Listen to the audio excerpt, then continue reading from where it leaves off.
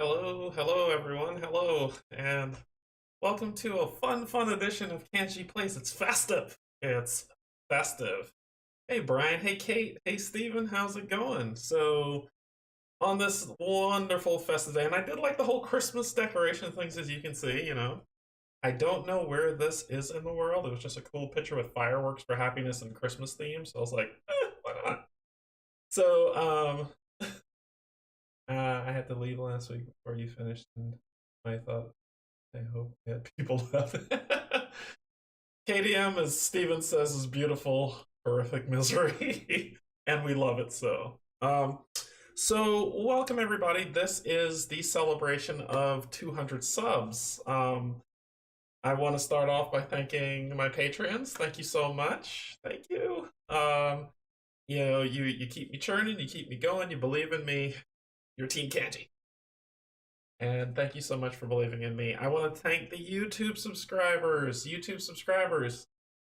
This is the celebration. You 100 was like I didn't ever think I'd make it. 200 has been phenomenal and fantastic. Thank you so much for enjoying the time. I got my tea with me for the cold weather, and it is cold here. I think it's gonna be 32 degrees tonight, so I'm cold. 32 is cold. I'm an island boy, so 32 degrees is cold. But thank you so much for sticking with me and subscribing. I appreciate it so much that you enjoy the content. And there's more to come in the future. I have bigger plans for the channel. I've got really cool stuff planned after I move in February, but I got some really cool stuff planned. We have snow and sleet. It just rained here today, all day. That's all it did. It just rained, and it was awful. Because here when it rains here, people think that they forget how to drive. They're just like, oh, what is this precipitation falling from the sky? I must change 4 lanes without looking. So it's really odd. I don't know if that happens anywhere else, but here in North Carolina, it is pretty bad. So we've got some interesting things to go through today. Okay, we got my top 10 list. We're going to be doing Q&A while we go through the top 10 list. Now, the top 10 list I had to actually break out. So this is the first time I'm trying something a little different. Everyone has their top 10 run through and done. I've got 4 top 10 lists. I've got my top 10 shelf of shame. I've got my top 10 anticipated games that I'm waiting for next year. I've got my top 10 group games. So this is when I was able to go and hang out with some people and have a good group setting. These were the games that always came out, no matter what. So that's my top 10 of those. And then I've got my top 10 list of these are the games for 2020 that I think are what I like, what are amazing to me. So we're gonna step through. Texas is the same with crazy drivers during rain? Yeah, I don't know what happens. So we're gonna start off a little bit. We're gonna have some fun. We're gonna have some Q&A, talk to me. I've got this, I'm trying something different. I got this thing that lets me pull up your chat so others can see it while it's happening, like in terms of the questions that you have. So others can see it and we can discuss and call those out. But it looks like it's a hey Alexis, how's it going? Welcome aboard, pull up a chair. So I'm gonna try that out and see how it works. I'm trying something new, growing, learning, understanding that thing. The whole thing that people have you do. So we're gonna try that out, see how it goes. Okay, let's get down to it. We're going to this guy. So we're starting off with my top 10 shelf of shame moments.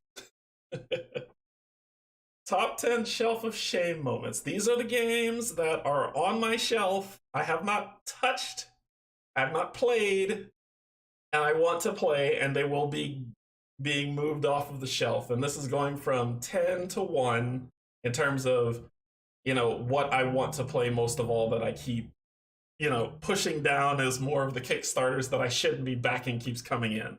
But I have them on my list. We could talk. Hey, Brian, how's it going? Sure. So I have them on my list, and we'll go through. So these are my shame shelf things. Okay, let's go ahead and get started with number 10. Number 10, Cthulhu Death May Die. A buddy of mine got this game on a Kickstarter when it first came out. There's a whole and another thing about getting this. Hey, Locator, how's it going? Hey, Jim. So, a whole thing, Cthulhu Death May Die. It came in his Kickstarter. It was delivered. We got it to the table. We played one chapter, and then we never played it again. And it wasn't that we hated the game. This game was a lot of fun. It had some really cool mechanics. I haven't played Arkham Horror, the board game. I haven't played. I played Eldritch Horror, but I haven't played Arkham Horror, the board game. I haven't played a lot of the Cthulhu mythos, and I think my only touch. Hey, Jason, how's it going? My only foray into the Cthulhu mythos was Arkham Horror, the card game, which I have played on the channel. Thank you, Kate. Thank you so much.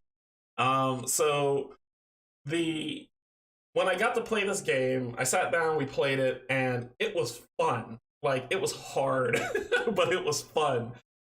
And we played chapter 1 against Cthulhu. We lost. We played chapter 1 against the King in Yellow, and we lost.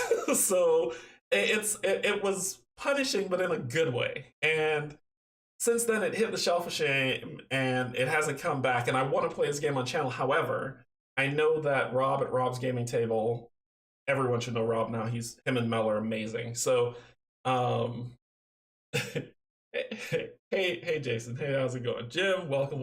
So, I know that they're getting ready to play it. So it's probably going to stay on my shelf of shame while they run through theirs, because I've got other games to play as well, and this is number 10 of the list of 10 to 1. So it's probably going to sit there a little bit longer, but I plan to get it on there. It's a lot of fun, trust me. And Eric Lang made it, which he makes some really good games, and since he's departed, Come On or Simon or whatever they go, but Cool Mini or not, whatever they go by. But it's been a lot of fun playing this game. I highly recommend it. The trick is you only get a certain amount of actions, and the monster's AI is kind of different. They react to what you do, and they just chase you all around the board. They spawn, and when the point of this game is not to stop the big bad from summoning, where most games go is like we're trying to stop it from happening. This one, you want them to be summoned so you can kill them once and for all. And that is not an easy feat, but it's fun. So that's my number 10. Let's go to my number 9. You'll get there, Steven. When I started doing this, I basically was like, okay, this is what I'm going to do. And all of a sudden, I got a bunch of board games. So trust me, Steven, it fills up quick. Let's see. All right, so you mean Mel's gaming and painting table, right? I'd be okay with that. Mel is fantastic at painting minis, and so I think she's gotten me into saying, okay, let me paint these minis and try them out because I'm a terrible painter. All right. Number 9.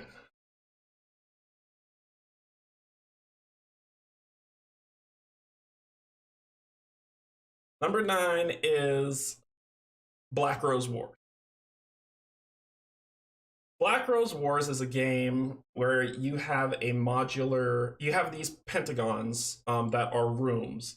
You have the Black Rose artifact that sits in the middle, and then you build the rooms around them, and then the mage's summoning areas are at the end of the tables. And it's a PvP game where you're fighting other mages, summoning monsters, going through these schools of evocations, and there are a lot of schools of evocations that you go through.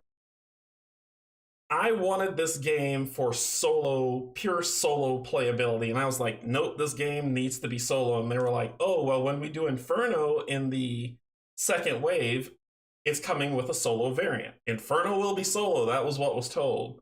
And then the debacle happened with Ludus Madness Studios in terms of, oh, here's what we're gonna do. We're going to make you pay more if you want your game on time. And if you don't pay this extra amount of money, call to arms, then you gotta wait until, because we made bad decisions and ran out of money. And this is the stuff that, this is the perfect example of what Rob from Rob's Gaming Table was talking about if you watched the stream last night, or any other stream where he's talked about be wary of Kickstarters and don't jump. This is what happens, right? This is a perfect example of that. Now, don't get me wrong. The game is fiddly as you will not believe, but there are fun aspects to it. And that's why I want to get it to the table, because I waited for this game. It's like, this game owes me a good time. It needs to take me to dinner. So I want to get this game to the table at number 9, so that we can play Inferno, which it truly is. Hey, Sajat, how's it going? So we can see, it's actually Dante's Inferno that they made that we get to walk through. And so we will walk through the layers of Dante Inferno until you get to Lucifer, which is a really cool mini, but so you get to Lucifer and then you defeat him. There's also another one called Chrono, where Chrono sits in the center of the Black Rose artifact, and as he turns, as time progresses and he turns, he lances rooms. So if you're in that area, he basically annihilates you. So this game has some really cool mechanics, very cool mechanics. And the Kickstarter of Wave 2 just delivered to me because I was extorted and paid the extra money of $15 for the call to arms. But it's also told me Ludus Magnus Studios is not a studio, a publisher that I'm going to really be back. Canje made me want this.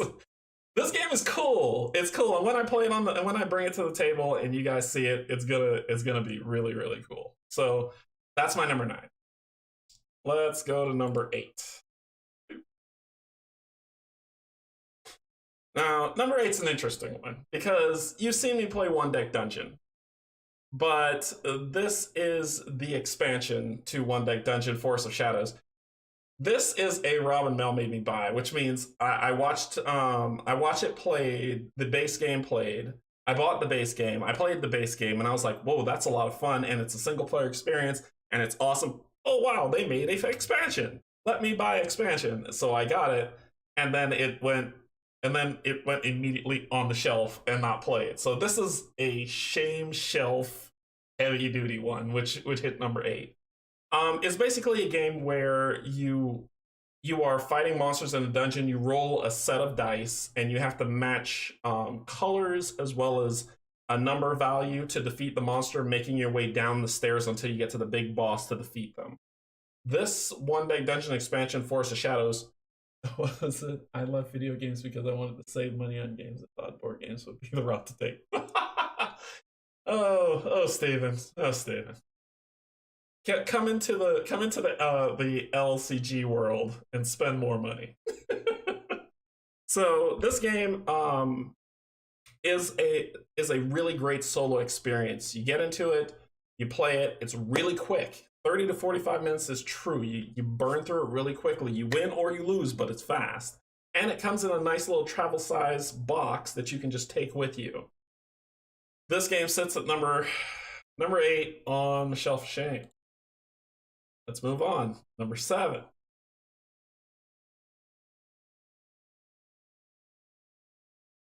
Number 7, Descent: Journeys in the Dark 2nd Edition. This was the first game I bought, and as usual, you hear the ambulances rolling by. But this was the first game I bought. Nope, this was the second game I bought because the first game I bought's on my list. This was the second game I bought when I first got into board gaming, and I still haven't played it. I still have not touched this game. It is on my shelf. I made sure that, so I packed up half of my board games, probably 75% of my board games, and they're in storage, right? I made sure to not put Descent in storage so I can play it, because I've had it for so long and I haven't touched it. There's an app to be used to play with it, so simplify the Dungeon Master side of it. I've never touched it. I want to play this game, and for that, it's number 7 on my list. I will play this game. It's an adventure game. It's a dungeon crawl. It has a huge story. It's everything that I want. I just have to stop backing Kickstarters and then play this game. And I'm getting there. I'm getting better. I'm getting better. I don't need a hit. You know, you got to scratch your neck. I don't need a hit. So that's where I land on number 7 on my list. Number 6. Yeah, that will be. It's coming to the table. I'm making it my a moral imperative that I play this game in 2021. I have to. So that was number 7. Number 6. Imperial Assault. Yeah, another Fantasy Flight game that I bought. It's on the shelf. See the pattern? This game is full of story. It's in the Star Wars universe. It's sci-fi. It's everything I want, and I still haven't touched it. I even laminated the cards, like the hero cards, to be able to not mess them up because, you know, they're not the best piece of material. Haven't played it yet. Nope. I have no idea how to play this game, but I got it. And I need to stop that. I'm a bad influence on people who want to get into board gaming because when I discovered board gaming later on in life, I started being like, oh, this looks cool. Okay, let me go on this site. Oh, this site looks really cool. There's some nice stuff here. Let me go look at that. Hey, that looks cool. Let me get that. Oh, that looks interesting. Let me buy that. And I accumulated this collection. It's not bad. It's not bad. It's not bad. Brian says Imperial Assault is a fun game. Just got it off my shelf of shame this year. It was a lot of fun.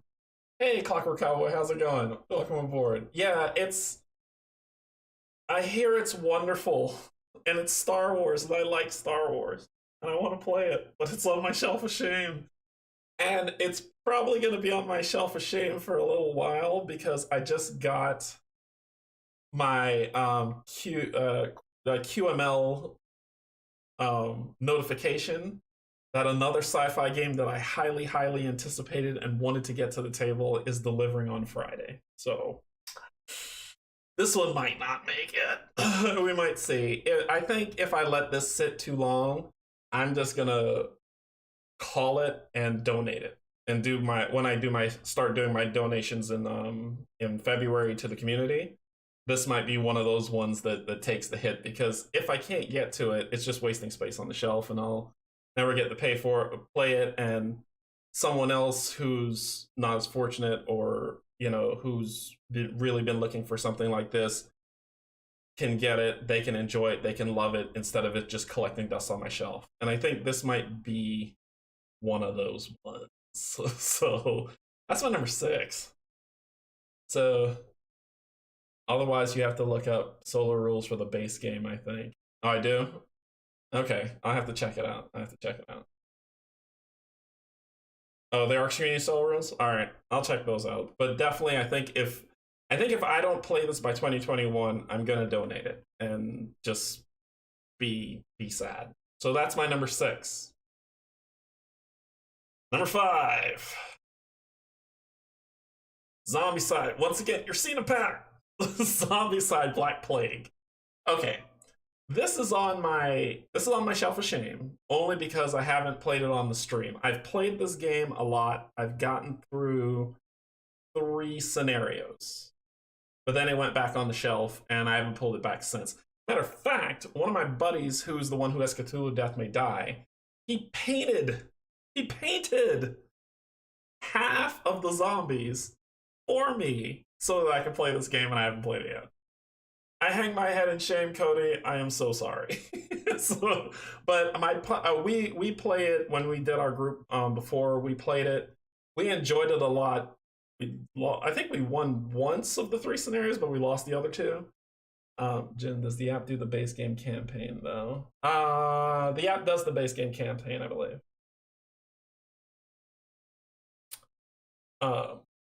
I believe it does, but I'm not too sure.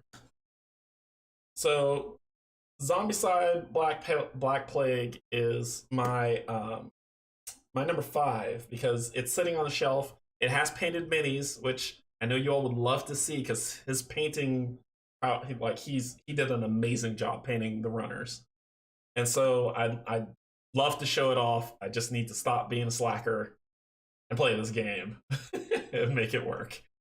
So that is my number five. Has anyone played Zombicide Night of the Living Dead? Not yet. I haven't played that one. Yeah, I haven't played that one yet.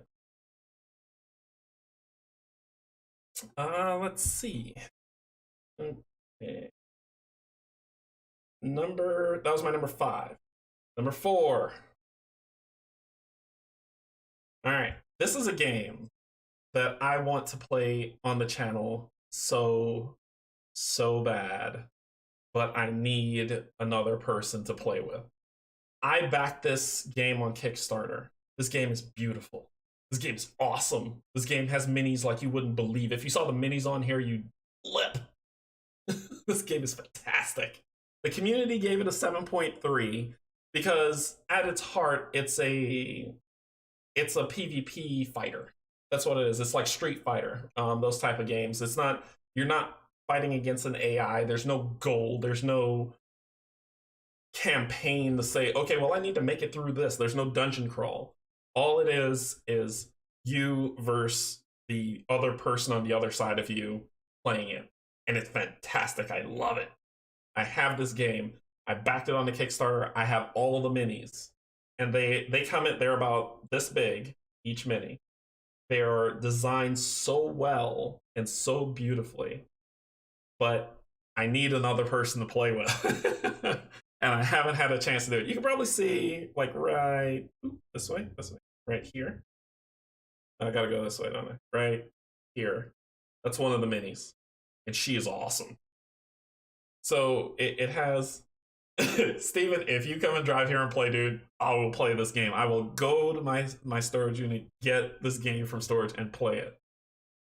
How this game works is you've got a very small map.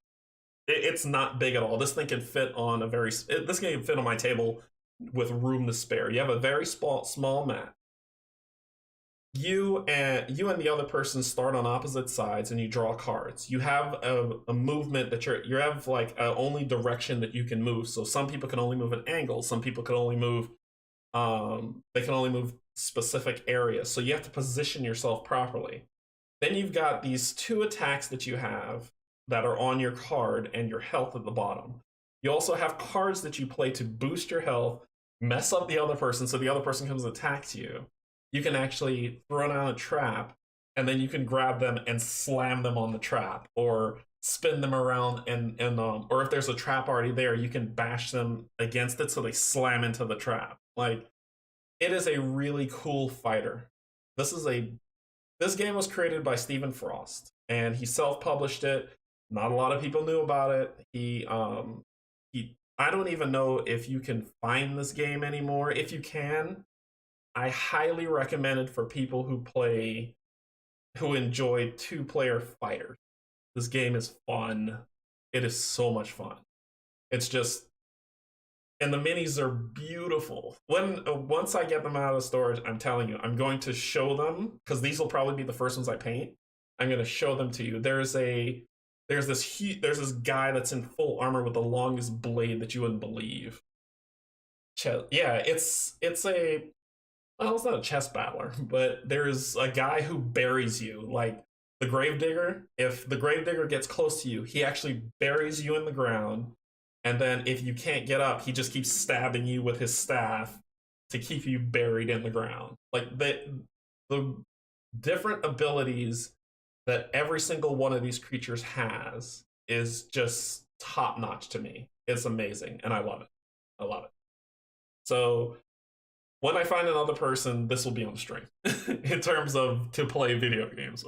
Board games with. This will make it to the stream because I've had so much fun with that game. But for now, it's on my shelf of shame. That was number 4. Number 3, Nemesis. This game is on my shelf of shame because Mike, who is on a different Patreon Discord and super great guy, wonderful. Mike sent me the campaign book because I was like, I want to play this game, but I can't play this game solo because there's no way to do it. He was like, hey, dude, I, this looks like a heavy shelf. Oh, it is. It is a heavy shelf.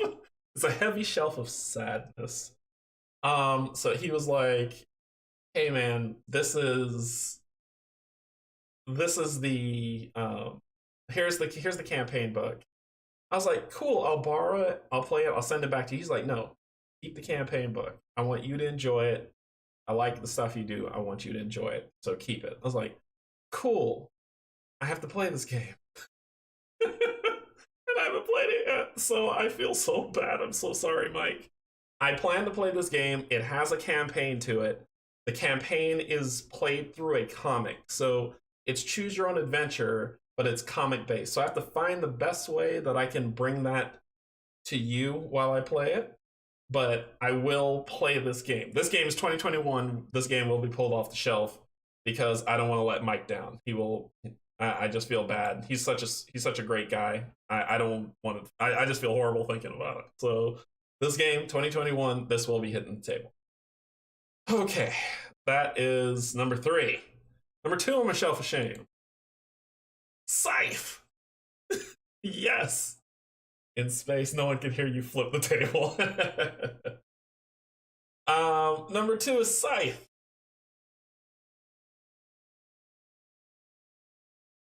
Scythe. Scythe is. It's a game that has an automata, or like an engine driver, so you could play it solo. But I hear that it's best played 4-player. Like if you don't have 3 other people to play with you, it's okay, but it shines at 4.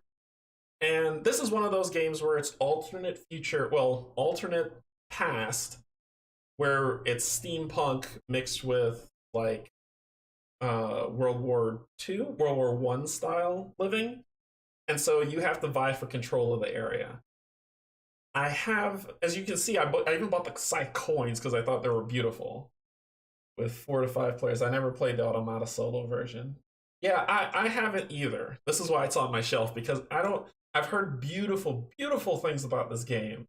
And if I play the Automata and it's not good, I'm gonna shelf it and it's gonna make me sad. Post World War One. Okay, post World War One. So it's post World War One with steampunk stuff built into it. So I heard that this game is just fantastic and wonderful, and everything that people who like Risk and people who like Lord of the Rings, the big War of the Ring board game, like they would love Scythe so much. And so I want to play this game, but I need more people. And COVID does not allow for that. So wah, wah. So it's on my shelf of shame at number 2. All right. Number 1, shelf of shame. Ready for the number 1 game on my shelf of shame? You ready for it? Lifeform. Automat takes a little to get used to. There's an online app, Janet. Okay, all right. You've just pushed that up on my list to try if there's an online app to help with it. Number 1 is Lifeform. Okay, let me tell you why this is number 1. Do you see that publisher? That's why this is number 1. Well, how I found a lot of community feel about Chip Theory games in terms of their customer service, their strive for excellence.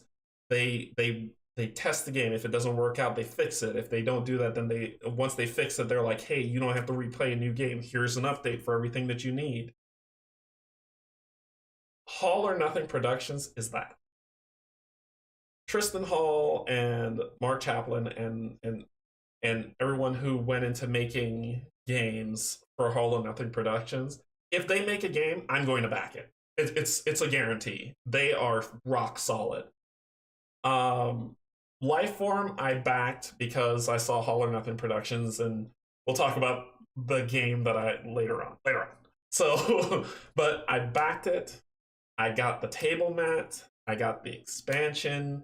Everything looked fantastic. The rule book was hard to read, and I had a conversation with Mark Chaplin, the designer, and he was like, "Yeah, it is. We're going to be resending it out with an updated book, and it is going to fix all the confusion. It'll be fantastic and great, and people are just going to love it." And there is a solo version called a 13th Passage, or is it Dragon's Dogma? I think it's Dragon's Dogma is the solo. But there is a solo game that they have on here for Lifeform where you get the big, beautiful Yes, I ordered the neoprene mat. So there's a big, beautiful neoprene mat, and this pays homage to Alien, the first Alien, not aliens on the planet, but the first Alien. It's a beautiful game. I want to play it. It's number one on my on my shelf of shame. Yeah, yeah. For people who have high regards for chip theory games, that's how I feel about Hollow Method Production. To me, top. If there's a problem, Tristan or Francesca will solve it. They will reach out to you. They will find out what's going on. They will put in the work, and they will get you what you love. And it's fantastic. Anyway. This is my number one on my shelf of shame. So that is the top 10 of shelf shame. Remember, I said I broke this out into 4 segments. So that was the shelf of shame segment. Okay. Because trying to come up with a list of saying, hey, Canje, what's your top 10? I'm going to be like, can we go to 100? But if I break it out into this segment, I know exactly where I land. And my top 10 list at the end of this that's my top 10. So it's complete. Yeah, they are very community driven. Hollow Nothing Productions is. So they've done games like Gloom of Killforth. They've done 1565. What's that? Scum of the Earth or Tears of Many Mothers. So they've got a pretty good stuff coming. They've got a Kickstarter that they're working on, Veil Wraith, right now, and then they're moving on to Sublime Dark, which is supposed to be like an epic horror campaign story that he won't say anything about, and it's driving me crazy because I must know.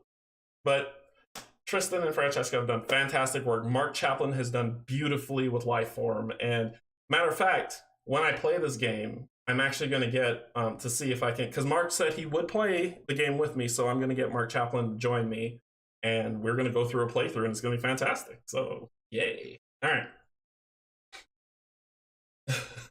Yeah, it's a cool game. Lifeform is a really cool game. The alien is hunting you. Let's see if this theme sounds familiar. The alien's hunting you, taking out your shipmates one by one. Your job is to get to the escape ship and destroy the current ship you're on before the current ship you're on explodes, and then take on the alien in the escape ship in the final showdown. Sound familiar? It's Alien. So, and he's done a good job of transitioning it to it, and it's the alien evolves, it changes. It's just beautiful. Veil Wraith is a future. I'm gonna push Veil Wraith so hard but before you play Veil Wraith, play Gloom of Killforth or Shadows of Killforth, because Veil Wraith is the next line of that. What happened next? But you don't need to. You can play Veil Wraith and be good, and it's a quick game, but I had to bail on Veil Wraith. Somehow did not feel good about the whole package. Nothing against the company, just the vision in there. And that's fair, Sajat. I'm sure like a lot of the games that are out there aren't, like it gives a weird vibe for people. So it's all good that's all good. I like Hollow Nothing Production. All right, so that was my shelf of shame. Let's move on to my top 10 anticipated games of 2021. Alrighty, so anticipation of what's to come. I'm so glad that I'm the lucky one. Anyway, what I'm excited about that's coming out that I got my sights set on for what's coming next year. And this is the stuff that I'm so looking forward to. So let's get into it for number 10 of that. Number 10 is what's coming on Friday. Infinity Defiance. A lot of people don't know about this game.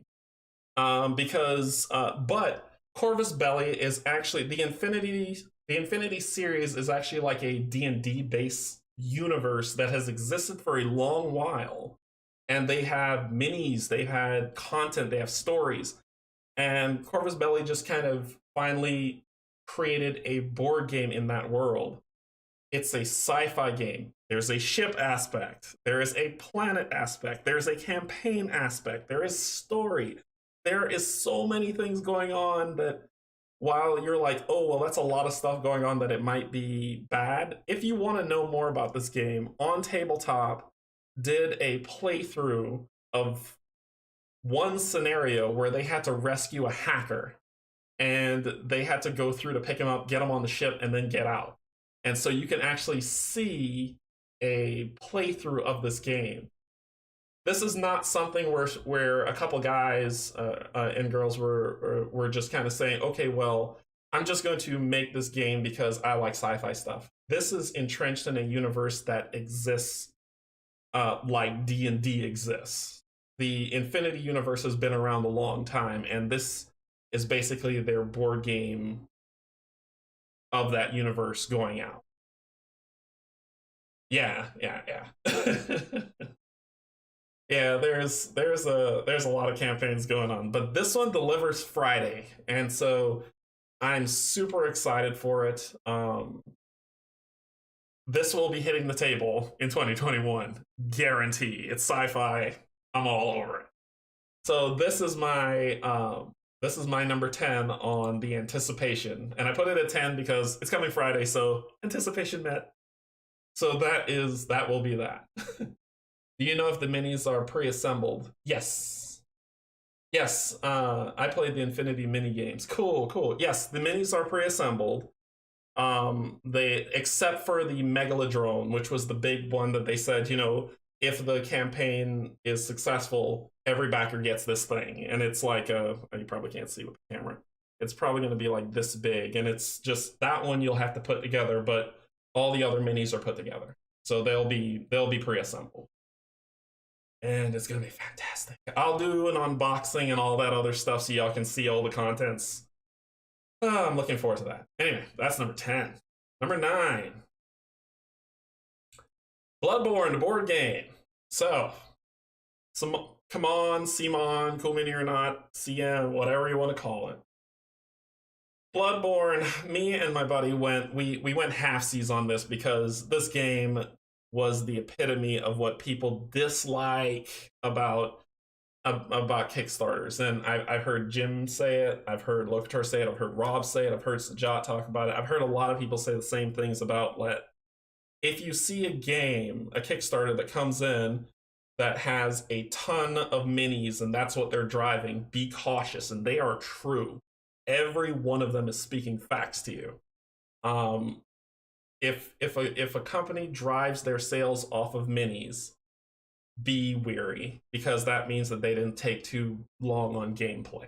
So Bloodborne, okay, I like the video game, but I was like, I'm not gonna go all in on this. This is too much. It's super expensive and ridiculous. But a buddy of mine was like, hey, I'll go half on it with you, which would be the cost of the cost of just getting a base game. And I was like, okay. So we went half and half on it, and we're gonna play it together when it comes in. And we didn't go. I don't think we went all in on this one. I think we just got like the base game plus like 2 expansions. So we're that huge shelf that you saw whenever it was on their Facebook or Twitter account. We don't have all that. We just got a couple. We want to play it. I watched a playthrough of the gameplay mechanics before I backed it, and it looks solid. So, I think this is one of those ones that it'll either be really good or terrible. There's no in between. So I'm curious to see how it's going to be, especially since it was designed by Eric Lang, and he now has left Come On Games. So I'm curious on how good the game will be. We'll see. But you're right, Brian. Come On is infamous for Kickstarters. You are absolutely right. So that was my number 9. Number 8 of my anticipation. Storm Sunder, Heirs of Ruin. Self-published by Lazy Squire Games. Robert McConnell made this. I don't know if y'all watched the playthroughs of this game. It is heavily story driven. This is why my name's plastered all over this thing. And it's hero slash anti-hero playing. So you get to play this brother and sister. Vampires have basically taken over the world, and they're subjugating people. But yet, this one human cleric girl has this calling to kind of balance the books and makes things right. So the Vampire Council has sent out these two assassins, which are brother and sister, and somehow they get to join that girl.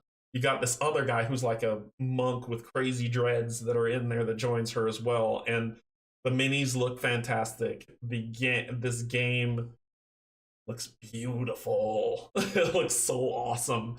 I believe on Tabletop did another playthrough of this one that I watched. So if you're curious, you can watch it and see.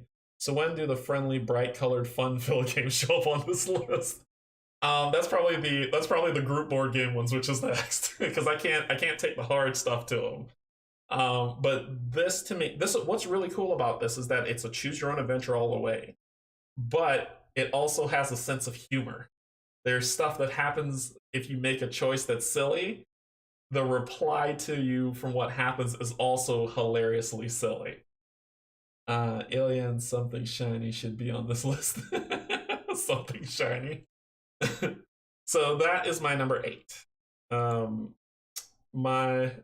Is Isle of Cats next? No. Number 7. Enough said. I have spoken about this. Anyone who has been in a conversation with me has heard me talk about this game. What's funny is you've seen unboxing goings on King of Average, Rolling Solo. There's just all these, and then recently I saw just like a quick glimpse of a photo on the Solo Board Games Facebook page, and I was like, everything that's been described of this game so far. One thing is for sure, you have a consistent preference in games. Not true, because I went from sci-fi and now I'm Monster Hunter, so it's kind of shifted a little bit. But you'll see it shift a little bit more. This one I'm excited for. I've been researching this game for the information that they would drop from Reggie Games for a while, and everything I've seen I've liked. Does that mean this is going to be a great game? This might be terrible. I don't know. But for what they're offering, and there's no dice rolling, so for what they're offering, I'm not mad about this. I'm excited for this game. It's a boss battler, but it's not trying to be KDM, because KDM has the big board. It's the monsters in the center, and there's zones around the monster, and you move around and you play cards to react and to fight against it. And once you kill it, you harvest it, get better gear, go fight another monster. So they will not tout themselves as the KDM killer. They just say they are a boss battler game. And I respect them for that. The minis look great. The art looks great. The gameplay so far from what I've seen looks fantastic. And someone has told me this game is right up my alley. So that is super huge. And that's why this is my number 7. My number 6 of anticipation. Need I say more? That's my number 6. Veilray by All or Nothing Productions. Just for people who are not going to play Gloom and Killforth, and this is not a spoiler, because you can actually go to the site and read the preface of Veilray, and it will tell you exactly how it starts off. So,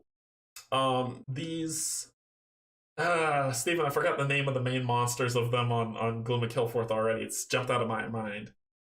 But these monsters have come to there is a big bad, and he sent these ancients. Thank you. He sent these ancients to lay waste to Killforth. In the first game, you are protecting everyone. Like, the land has fallen into gloom, and when it all falls into gloom, the game ends. In Shadows of Killforth, it's the same thing, but instead of Sprawl City, it's the Monobusha Shrine. And so when it falls into gloom, the game ends. This is what happens when it falls into gloom. the game ends. People die. The world ends. But the Veil Wraith pierces the veil and comes out into the world to find the memories or the keys. And let me say this though, Veil Wraith will be exactly the kind of game I will watch someone play, but I'm okay never owning or playing myself. That's fair. That's fair, Sajat. That's definitely fair.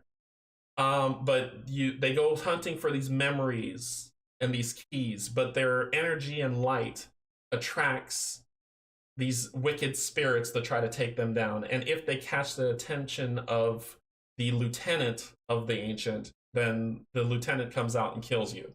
So your job in this game is to collect all 4 keys and get back to the gate before the guy gets you. And it goes over a series of vignettes or stories as it plays through. They play really quick. Is this the plot to Kingdom Hearts? You'll never get Kyrie's heart. So but basically that's what happens. You get the keys, you get back through the gate, and you win the vignette. He is making sure that all the vignettes are together, and you'll play through the entire series, and that's it. There's no mini content. Everything comes out as cards, and you have to make decisions.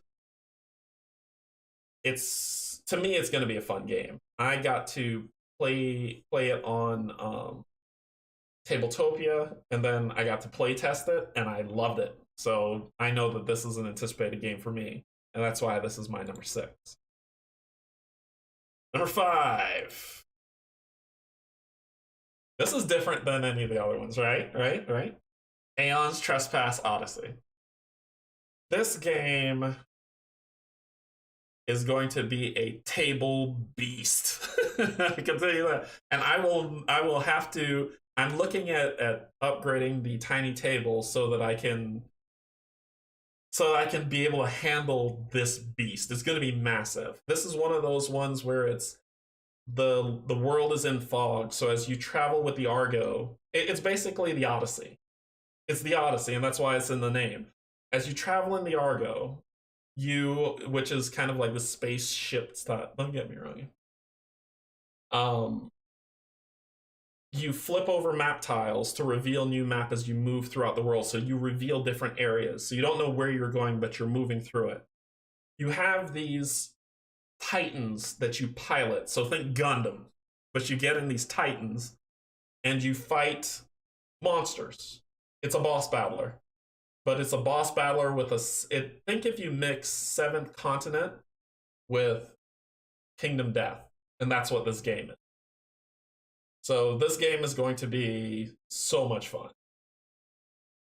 Excited myself as well, actually. Oh yeah, I'm looking forward of this as well. This is going to be a really fun game. I've watched a couple playthroughs. I've done some research on it before I backed it, and I know I will like this game.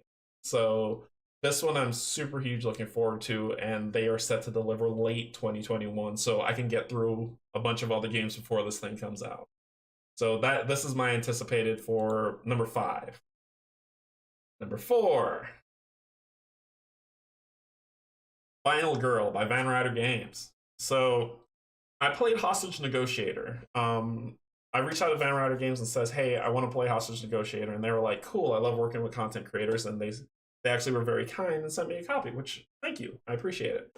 And I enjoy Hostage Negotiator. I knew nothing about Hostage Negotiator until I saw this Kickstarter. And when I saw this Kickstarter, I was like, this is beautiful.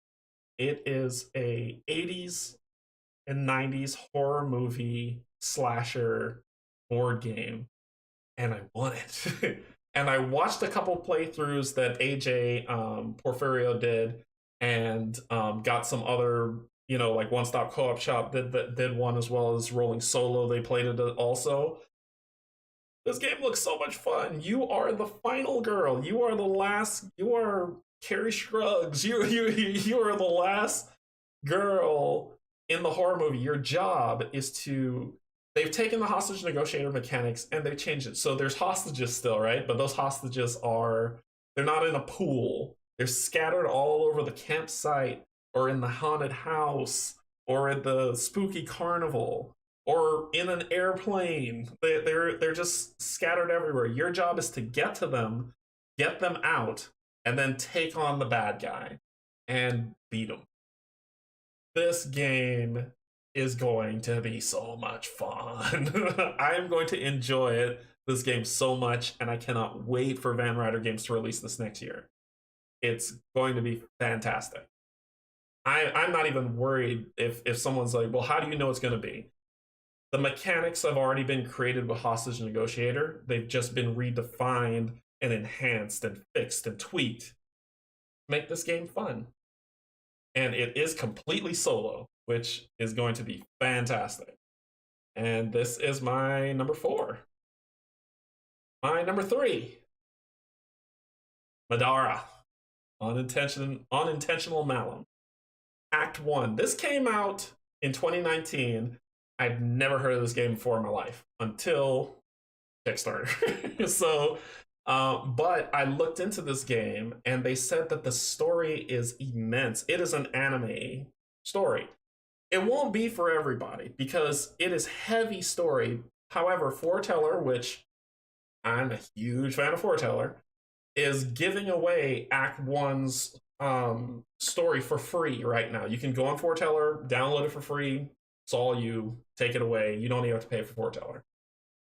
And yeah, oh wait. I don't know much about Succubus Publishing because I believe this is the only game that they've really made. But they've fixed a lot of their mechanics for Act 2 and 3, and they've reshipped out a 1.5 of Act 1 to fix some of the fiddliness. But with that, this is a heavy, big game.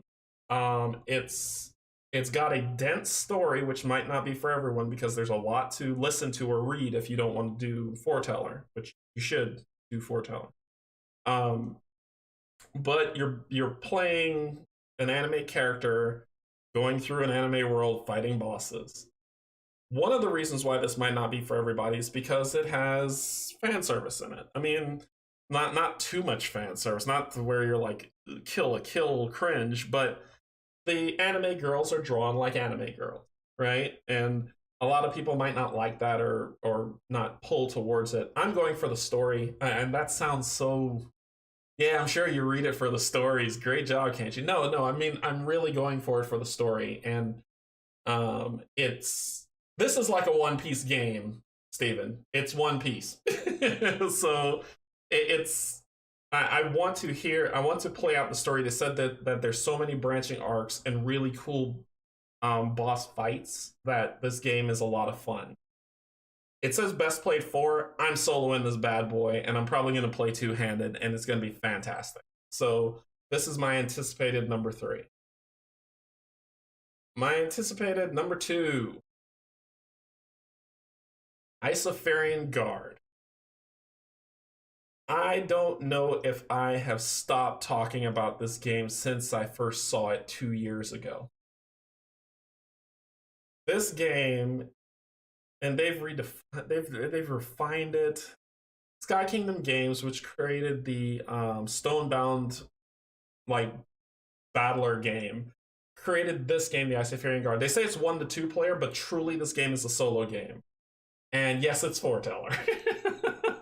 But I mean, anyone who's watched my playthroughs where I've used Foreteller know how I feel about this game. This game is amazing. They are taking chips, poker chips, kind of like what you see with Too Many Bones, like those style of poker chips. And what you do is you take how many hits you have, which you get to choose, how many shielding, put them in a bag, shake them up, and then you take out, and that's the attack and what you do. But you can pull it. It sounds finicky. It's not. If you really want to see a good playthrough of Isofarian Guard, go to Rolling Solo. 2 years ago, a year ago, he did a playthrough of the first story of this game, the first part. And it was just a one-shot go play done. And if that doesn't scream me, I don't know what else. I could be a voice actor for Foreteller. I'm dreaming. You and me both, man. You and me both. I am so looking forward to this game. It is going to be unbelievable fun. And that's why it's my number 2. My number one most anticipated game coming up in 2021. I have not talked about this game enough. I am betting you. This is by Shadowborn Games. I am guaranteeing, and I don't want to do that lightly. I don't want to say, well, Canje says this game's going to be great and it's terrible or whatnot, but I followed this game's creation from when they first started talking about it 2 to 3 years ago. I've watched every video they've done on the mini creation. I've watched every video they've done on mechanics. I've watched every video they've done on playthroughs. I've read insane amounts of articles about this game. This game is going to be a smash hit. I'm gonna have to take a month off work to paint this one. You probably will, Okator. You probably will. This game is going to be a hit. It is. Every single time they've released any use the paintball gun technique. Every single time they've released any news on this game, you can tell that they've put so much thought into this. If you watch On Tabletop, they did, and One Stop Co-op Shop did a playthrough of this. If you ever want to look at it, I cannot speak enough good things about this game. Like, and I haven't played it. I just researched the heck out of it that I know that they've thought about so much. The combat system's so different. It's basically, you have Aether or gems that you can use to use spells, so or an attack. So let's say you start off with 8. You have a set of cards in your hand. You then say, okay, well, I'm going to do this attack. When you do this attack, you roll as many dice as you want. You pull as many cards as you want. It's if you want to grab them all and roll them, you can. The drawback is if you roll, I believe, I haven't read it in so long because I've been playing other games, but if you roll 3 misses, if you pull 3 misses, you miss completely. So let's say you grab every single dice that's there and you roll it. If 3 misses are in there, it means nothing, you miss. And what you do is you take that card and it has a cooldown period. And that cooldown period goes from 3 on the right side of your board, 2 to the front of your board, 1 to the left side of your board, 0 to the front, and then back in your hand. So you have to put it on that cooldown as it shifts back around to get back to you to put in your hand to play again. There is a press your luck mechanic in terms of how much you choose, but it's also how much damage do you want to inflict. So you can say, okay, I'm going to do this attack. I'm going to roll 3 dice and flip 2 cards.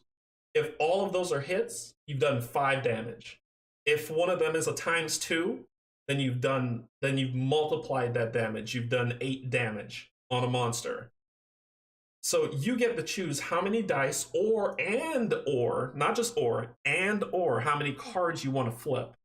And the cards you can mitigate because you know how many misses are in there, so you can kind of work the magic. But the press your luck come to the dice rolls. You can roll misses, you can roll hits, you can have exploding dice that let you roll another die. And on top of that, you can upgrade your dice to mitigate misses on dice. So there's 3 pools of dice. There's the base, the mid-level, and the Devastators. And you can upgrade your dice to get to the Devastators, which only has 1 miss on it, whereas like a mid would have 2 and a base would have 3. So that mechanic of how they work that, where it's like how much damage you want to put out, is up to you. It's up to you. You can roll every single die that you want, or you can flip every card that you want. It's just if you get 3 misses, you miss. I like that. And I think this game is going to be so good. Yeah, I think this game is going to be... I am willing to put it on the line and say this game is going to be fantastic. And it comes with a great story.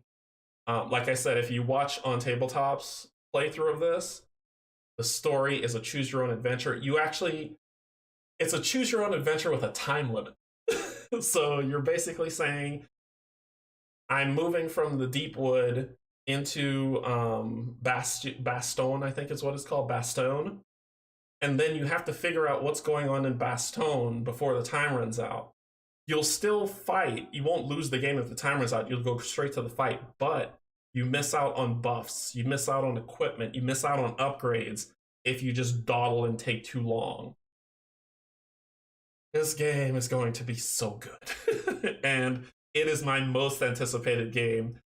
As soon as I receive this game, it is hitting the table. I'm clearing all space for it. This game is going to be fantastic. Okay. That is my anticipated. Now let's get into the top 10 group board game. It's the top 10 group board games because whenever I am able to go over to a friend's and they've quarantined, not quarantined, but we get together and we play a game, they are new to board gaming. They're not as heavy into it as me, where you see me dark, death, fantasy, kill, blah. They're not, they're like, hey, teach us a game that we can play and we can enjoy. So I gotta pump the brakes, as my friend says, take a step back, check myself, and just be like, okay, when I first got into this, what did I like? And how can I help them feel around this area to get to, like, you know, to get them to the enjoyment that I have so much of the game. And it might not be games that Taco Cat, go cheese pizza. And it might not be the games that I like, but just get them into the hobby so they can not feel overwhelmed or feel bad or feel any type of shame for saying, like, I didn't like that game. No, if you don't like it, that's fine. Let's find another game that you like. So it'll be great. So we're going to, I had to add this picture because this picture is stupid. There's dice. They're playing checkers, and she's rolling dice for checkers. What game is this? I don't know what game this is. So I said, when I saw this image, I was like, okay, maybe the community can help me out. She's rolling, they're playing checkers with dice and laughing while drinking wine playing checkers with dice. What? Okay. Anyway, Legacy checkers. Dice rolling checkers. I might lose that one too. So this is my top 10 of board games that I introduced to my group that they've responded and said, these are the games that we like and we got into and we enjoy. And so it was like, and what I do with my group is usually I explain the mechanics and if they have any questions, but I let them, I don't drive them. I'm just like, if you have questions for it, let me explain the game to you. If you have any questions for me, let me know and let's play. And so we play, and they've responded really well to me just kind of letting them do their thing and figuring it out and asking me questions where they need to. So these are the top 10 games. Number 10, Role Player. They love this game so much. They love this game a lot. This game is basically you roll dice to build your hero. So I did a playthrough of this and I rolled terribly. I think I won one game, but I lost the rest. But the base game is what I introduced them to first. I introduced them to base game Role Player and let them play that, and they loved it. They enjoyed it so much. And then they were saying, you know, something's missing from this, but this is fun. I really enjoy playing this. And then I introduced Monsters and Minions, and boom! They loved Role Player with Monsters and Minions. Two different game groups both love this with the monsters. Yeah, I introduced Monsters and Minions, and it was everything they wanted. I build my hero, I fight a bad guy, and it's fantastic. And this has been the thing that they love. And it's number 10 on their list, but they enjoy it. This game comes out 7 times out of 10 whenever we play. That's why it's on the top 10. But 7 times out of 10, they were like, okay, we played this game. We want something really quick and a little light. Let's play Role Player. And they enjoyed it. So that's why it's my number 10. Number 9, Blood Rage. Funny enough, I didn't introduce this game to them. They introduced it to me. I'd never heard of this game. They're like, hey, there's this really, Vikings are cool, right? And going through the world of Vikings and battling each other is cool, right? So looking forward to the role player adventures. I am too. I am too. There's it's actually shipping right now too. It's on its way to the hubs to be shipped. But Blood Rage, I knew nothing about this game. Nothing. And they had played this game and they had gotten good at it. And so I was like, okay, well, teach me to play. So we sat down with this and they destroyed me. But they taught me how to play it, and it's a lot of fun. This game is actually a lot of fun. It's a there's no friendly fire here. You make alliances, you kill people. It's just fun. It's just a lot of I don't even know how to describe this game other than it's a PvPer in Viking worlds where you build armies, you collect resources, and you demolish. You crush your enemy, have them driven before you, and you hear the lamentation. So this game is a gang up on the newbie. Yeah, it is, because that's what happened. They beat the brakes off me, and then they went on to beat each other up. But I didn't mind it. I laughed. I was just like, let me sit. I lost. Let me sit back and watch how the game's really played. And then I learned it, and we came back in. And we had a good time. I still lost, but we had a good time. I didn't go out first, but it was a lot of fun. I would recommend this game to larger gaming groups for sure. 4-player. This is a 4-player game. All right, that was number 9. Number 8. 5-minute dungeon. Have you ever played a game that has caused 4 people such high amount of stress in 5 minutes? That's 5-minute dungeon. It's a time game. I played Proving Grounds, which was a time game that you've seen me play before, where it was just me stressed out. But now, let's take my anxiety because a clock is working against me. Add 3 other people to the mix, make it 5 minutes, and it's a matching game. A matching game that's 5 minutes long. So basically, what ends up happening is you don't have to use the 5-minute dungeon app, which is just a timer with voices. You can actually just set a timer on your phone for 5 minutes. And what you do is you have every single boss has a deck of cards that sits on top of it that you put on, and you have to flip them over, and you're playing matching, right? Moving that stuff off, or fighting a monster, which is like fighting a monster, I like how the playtime on this game is 5 to 30 minutes. Yeah, it's 5 to 30 minutes. It's so stressful because you're discarding cards. You're discarding cards over here. When you beat a monster, you don't discard them back in your discard pod. You actually throw them away, and then you're moving through. And your characters have abilities, like if you can see on this one where it says discard 3 cards to defeat a monster. So if you're playing 4 players, you're drawing 3 cards. So you discard your 3 cards. Say, okay, that's a monster. Discard 3 cards. Kill him. Get rid of him. Draw 3 more cards. And you keep doing this because there's person, place, mini bosses, all this other stuff, all the way till you get down to the boss card. And on the boss card is a matching game of epic proportion. You have to match so many things.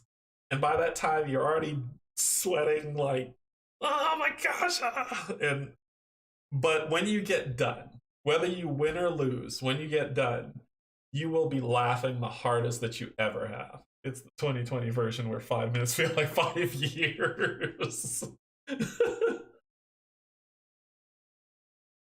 It's a 5-minute game. The reason why they say 5 to 30 minutes is because there are 6 bosses. So each boss is 5 minutes long. So you can say, okay, I'm going to play one boss, 5 minutes, and then we're done. Cool. One boss, play, done.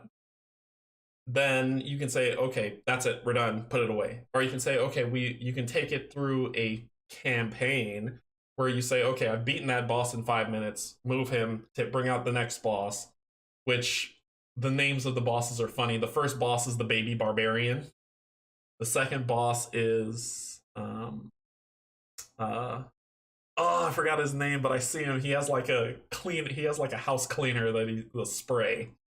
But basically, you go through and you fight them all to the DM, and then you beat the DM. And they released an expansion which added curses into the deck, which hurts really bad. And the DM's final form that you take him on and fight him. That's the reason why it says 5 to 30, because there are 6 bosses that you can fight. And so each boss is 5 minutes long. But the game is no longer than 30 minutes.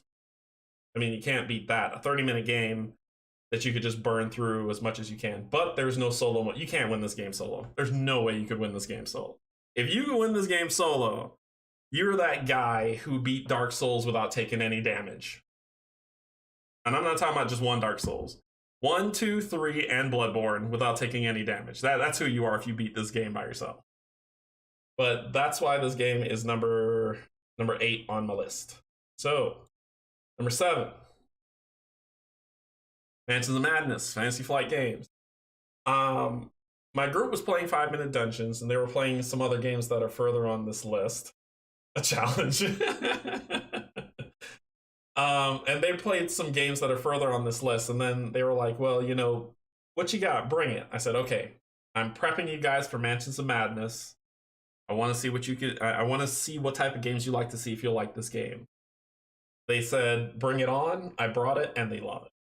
We played 2 stories in Mansions of Madness, base game so far.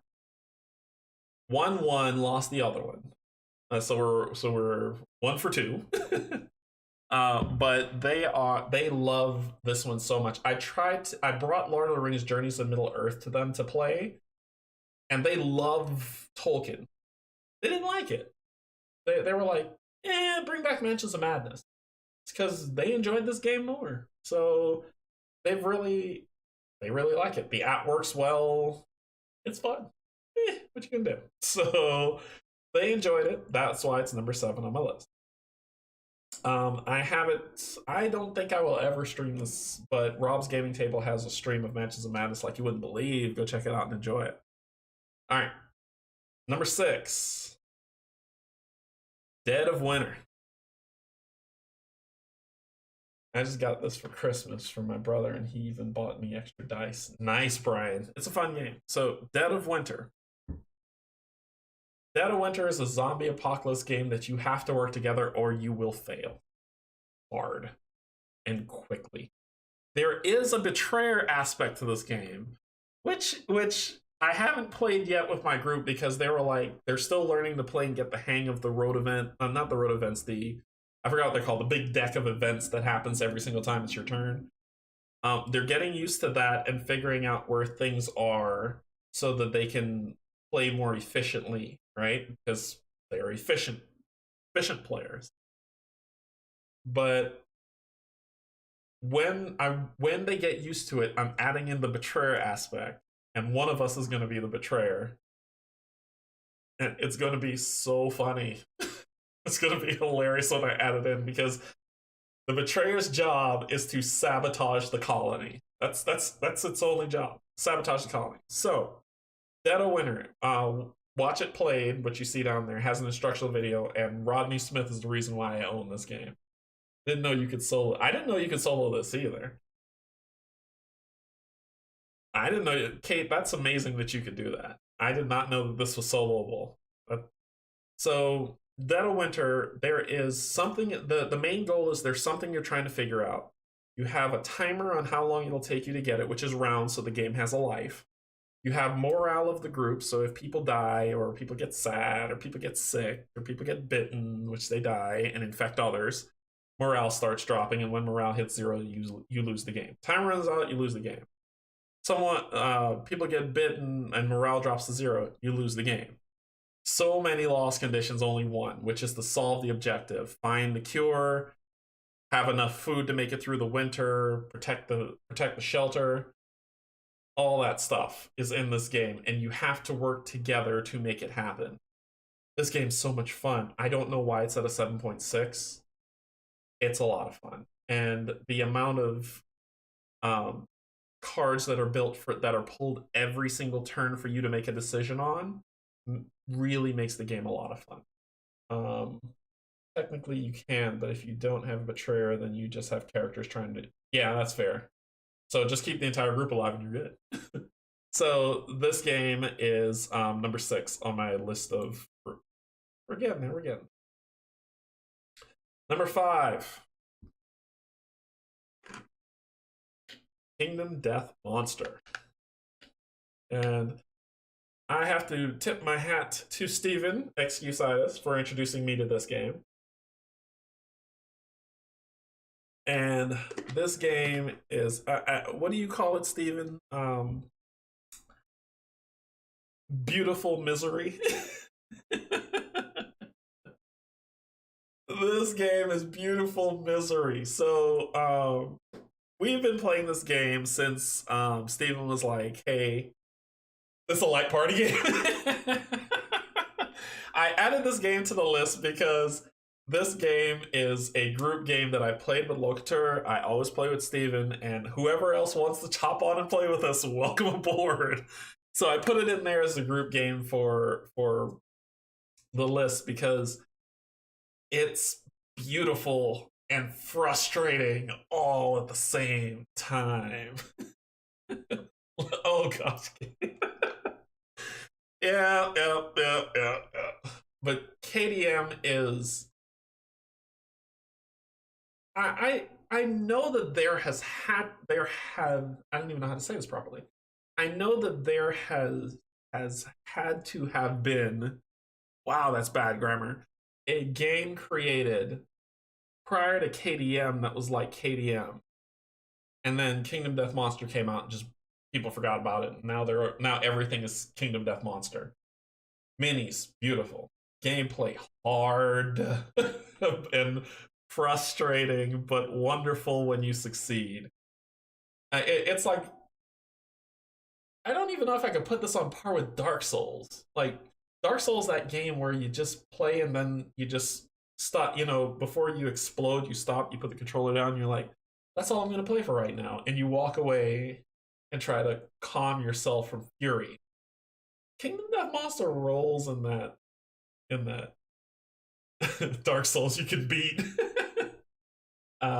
What did you learn? Never attack a Lion's Private. Who did that? What was Locator? Was that you that punched the Lion's privates off? Yes, he did do that. He rolled a nat 10 on it and then got the target token and then was brutalized. That's right. You did do it. This game's fun. It's fun. This game is so much fun, but the price tag is why it will always be a tabletop simulator game to me. I can't justify paying that much for a base game. I just can't.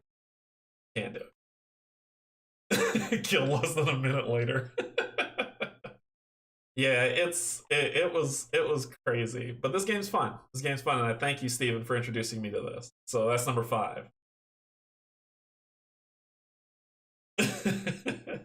So number 4, we're gonna go back a little lighter. Terraforming Mars by Fruxus Games.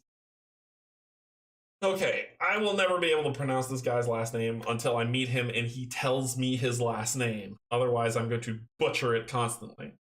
I played this game with Pac-Man, and I'll be playing this game again this Friday. I just need to make the stream for it and need to see if Steven's going to be joining us to play through that. But this game is so much fun. This game is so much fun, and I've played it on like the actual board game when I used to go over to Pac-Man's house to play, and now that COVID, we're playing it on Tabletop Simulator. And it's just as fun because it's well scripted, which you'll see, and I added a link to the script if you want to play the mod. But it's a beautiful game. It uses terms that are actual scientific terms, not made up crap, but actual scientific terms. Can't wait to solo this one. You're going to solo Terraforming Mars? I think Rob did, but I've never soloed it. I wouldn't want to. I wouldn't want to solo this game, only because I must beat Pac-Man My pride won't allow for it. He's so good at it. So I've beaten him twice, and he's decimated me the entire time. So I just like playing. It's a great interaction between us when we play. So I enjoy playing the game with him. It's a lot of fun, and him and I just always try to go against each other, which is great. So I I enjoy this game a lot. The group enjoys this game a lot. This is the first video on my channel solo. Really? Cool. So it's a fun game. This game is fantastic. You are terraforming Mars. It takes generations to go, which every round, yeah, because each person has a turn until they can't go anymore, and then you go the round. So every round is a new generation in terraforming Mars. So doing this isn't, hey, Bob is starting the terraform Mars, and when we're done terraforming, Bob will still be alive. Bob will be dead and long forgotten when the game ends. And that's how much time is in a round. It's a generation. So it's 120 minutes. It goes longer if you watch my playthrough. It goes longer, but it's fun. I love it. I enjoy it. I will play this game anytime. It is fantastic. So that is my number 4. My number 3, Aeon's End. Pac-Man introduced me to this game. I never knew about it. I was like, I don't know what that is. The art looks bad. I don't want to play this game. And then I played this game. I was like, okay, I want to play this game some more. Let's keep going.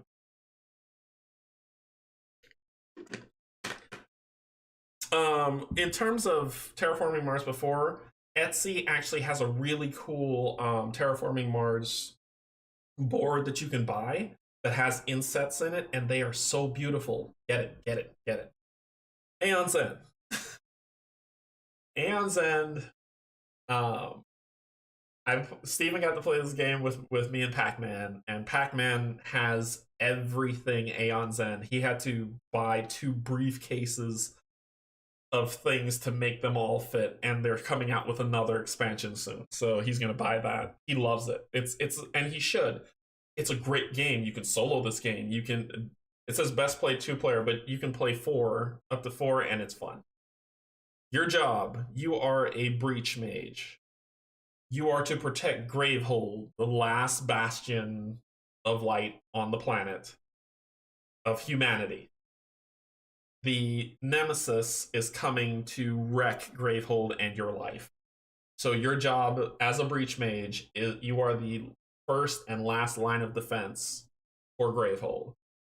Gravehold will take damage. The Nemesis will do awful, terrible things to you.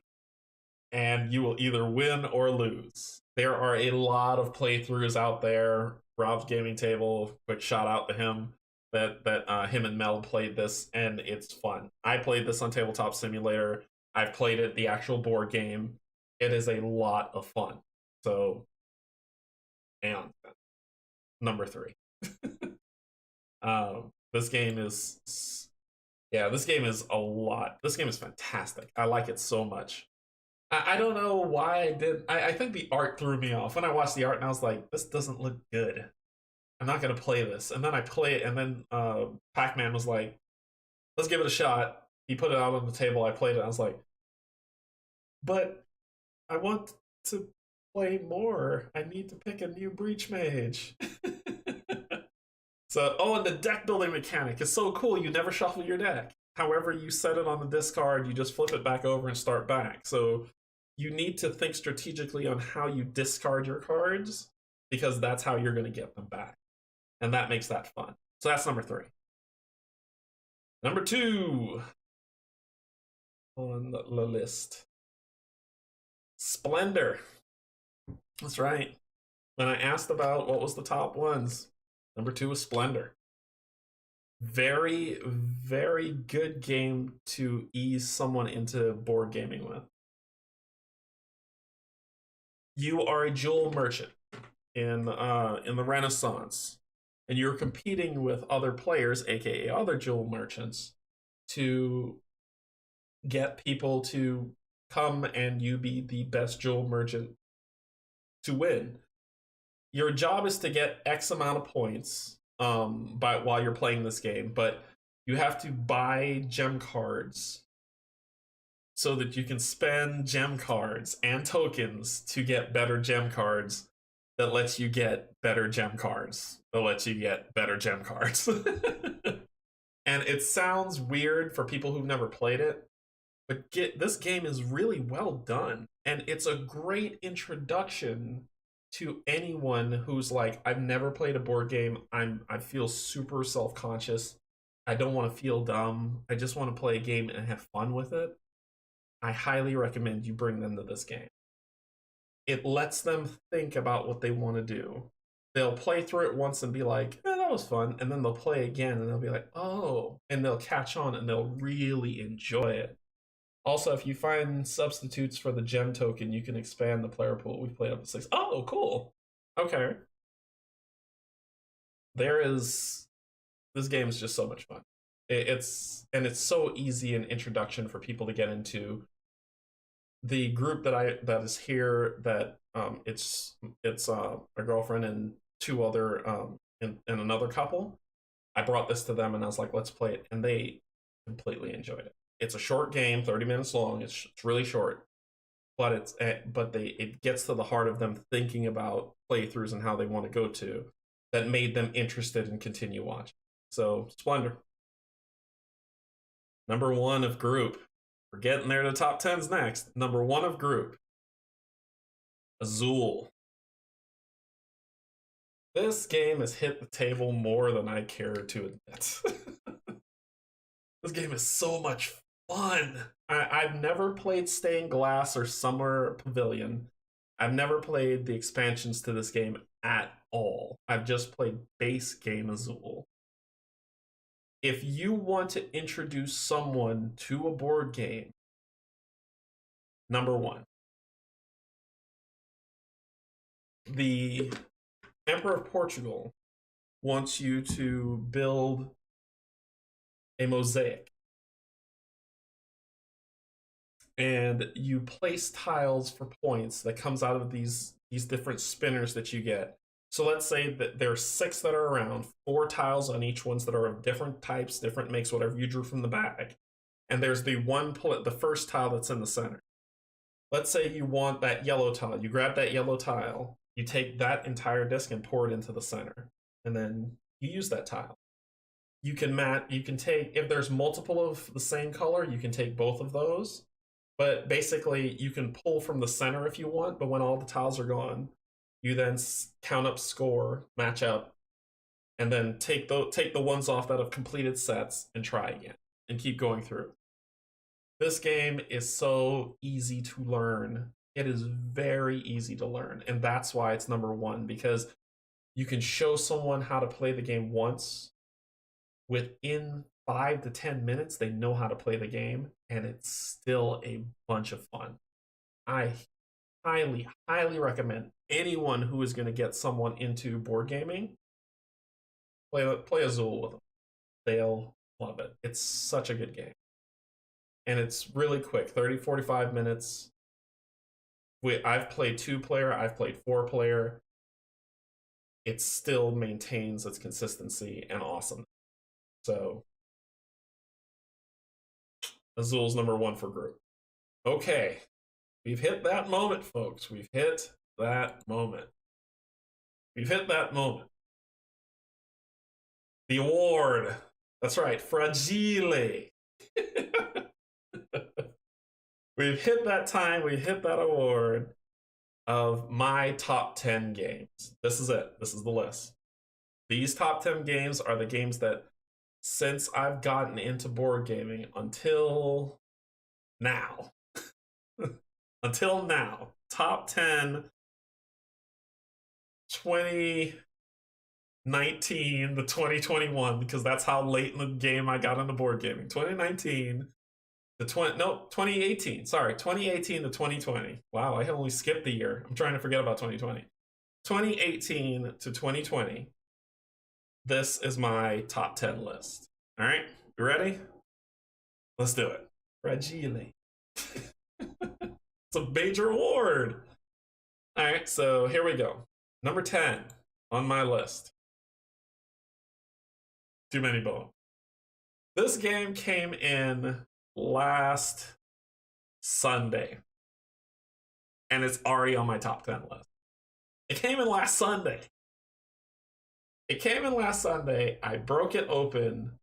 The components, save for the health chips, everything else is beautiful. The health chips, yeah, it's plastic. But everything else is beautiful quality. The mats are beautiful. The dice are wonderful. The instructions are of this like mat where you could spill something on it. I think Shut Up and Sit Down had it right. You can pour cereal on this thing and it would be fine. Like, it's just so nice. Too Many Bones is my number 10. It just that quickly. I played with Pickett only, and I will be streaming this my first stream playthrough of this game next week with Pickett. I've played Pickett to try to figure out how to play Pickett. I I wrote in a Discord channel that I hit his innate after 2 rounds, which means I rolled bones so much that I hit his ultimate innate ability in 2 rounds. So, but I've played 3 times, lost all 3. I'm still getting used to the abilities, their specific abilities, so I'm focusing on Pickett so that I can understand how he works. And then I'll move to Tantrum and Patches and just move through them.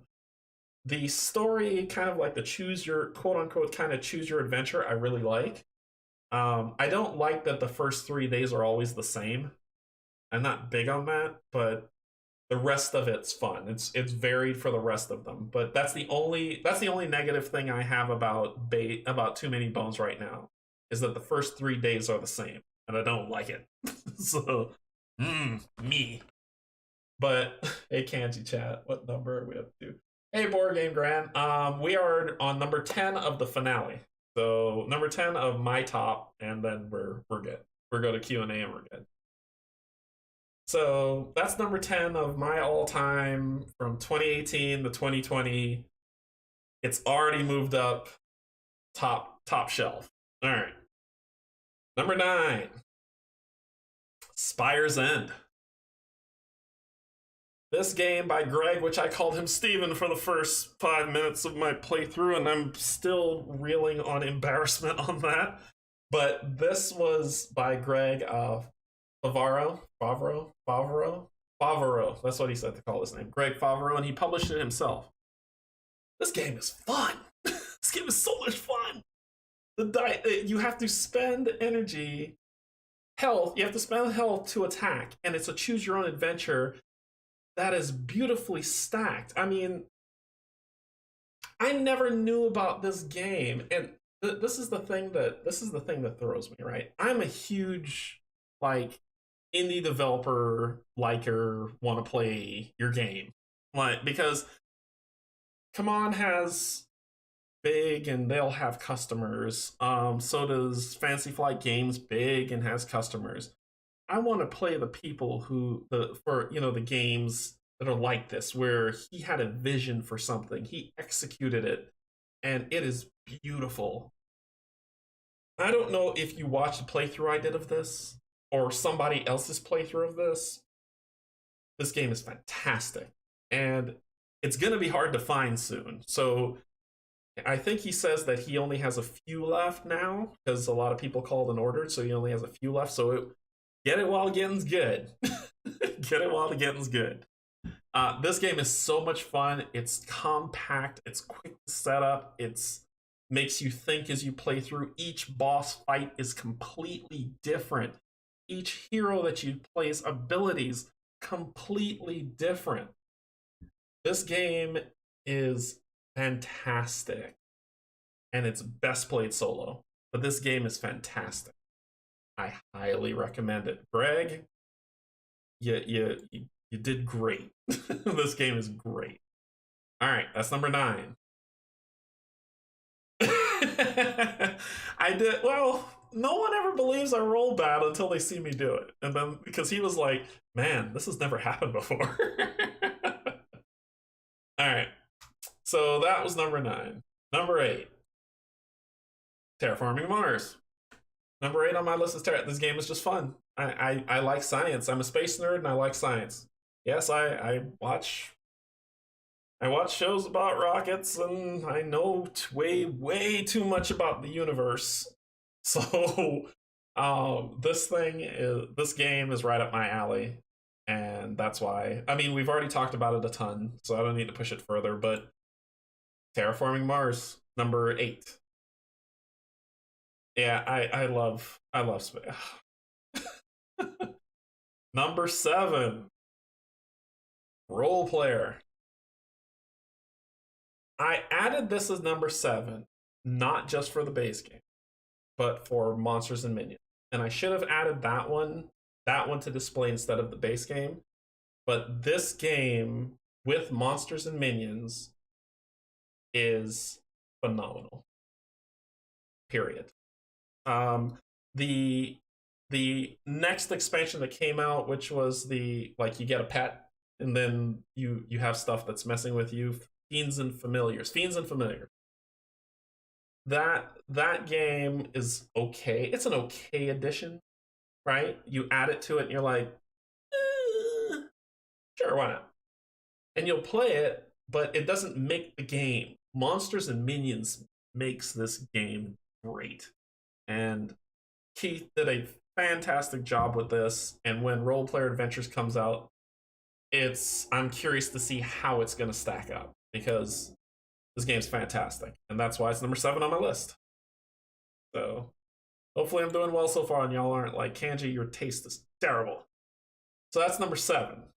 Number 6, Dice Throne, and not just season 1 and season 2.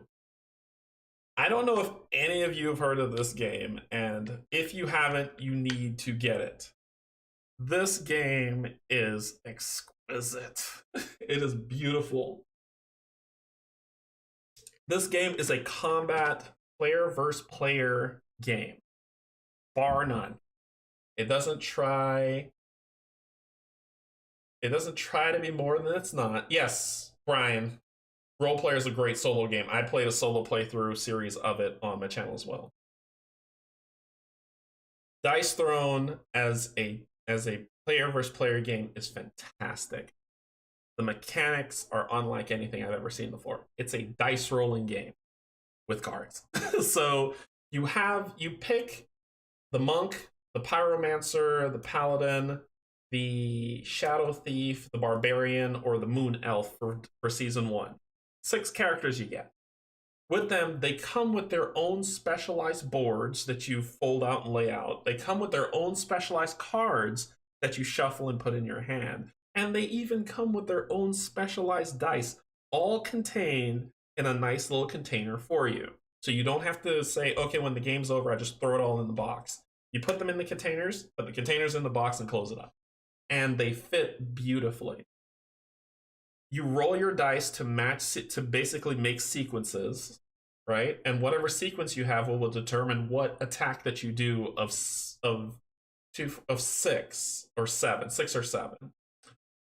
You do that attack to that person. They respond by blocking some or taking some damage or getting poisoned or whatnot. You have an ultimate ability that if you roll all the same ultimate, this ultimate ability kicks off that you do massive amounts of damage.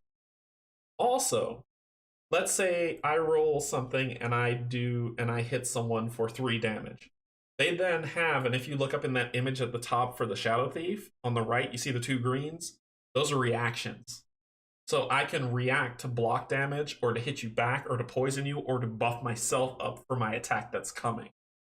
This game is so dynamic. It is so much fun. But there is no solo aspect to this game, except, and I'll get to I'll get to my butt in a second. There's no solo aspect to this game. It's a 2 to 6 player fighter where it's 3 versus 3, 2 versus 2, or 1 versus 1. Okay? Now, The creators of Roxley Games, the people who made Dice Throne, are releasing Dice Throne Adventures, which is an actual campaign that is completely soloable. That you take your hero and start fighting the game to make your way through to the big boss and take him down. I backed this game. No, I bought this game at my Flags, my favorite local game store, and played it with my group. We loved it to bits. Then I backed Dice Throne season 2, which came with 6, 7, 8 more champions to fight with, and it just opened up so much more because season 2 has so much more. And now Dice Throne Adventures is coming out where you will fight the computer and then they will do a season 3 and keep going with it and building it, because this is a really good combat system. People who have family that they can play with and enjoy playing, or a spouse that they enjoy playing with, Rob, find this game and you and Mel play it. It is fun. It is so much fun. Do it. Do it. All right. So that's why that is my number 6. Number 5. Alter Quest. I like this game. People won't like it. I like it. I like this game. I like the dice mitigation. I like that I can't fail on a 1, but I have a chance to. I can fail on a roll, but I have a chance to make it better on my next roll without saying I'm just going to keep rolling nat 1s and die a horrible, horrible death. I like the story. I like the campaign that I'm in right now, which is straight out of Luxon, or out of Luxon. I'm not going to say that game without saying straight out. So I like it. Sorry if a group, the community at large doesn't like this game, okay, but I do. I think it's fun. I have a lot of fun playing it, and I'll be playing it next week. Actually, I'll be playing it this week. I'm playing it tomorrow. So this is good. I enjoy this game immensely. It is Hero Quest Advanced. It's basically it's Hero Quest, but they've done more with it. You can chain, you can add, you can do feats, you can do reactions, you can keep fighting. Yeah, it's all that matters. It's your top 10. Yeah, I enjoy this game a lot. I do. I hope that they keep building content for it, because so far it's a lot of fun, and I'm halfway through the story already. So we'll see where it goes. But it's my number 5. Number 4. Arkham Horror, the card game. And it's all because of Kate. Because she was super kind and awesome and helped build min-max my card deck to where even if I lost, I had a chance of fighting in the first place. This game's fun. This game's a lot of fun. This game is super fun solo. Probably better too, but super fun solo.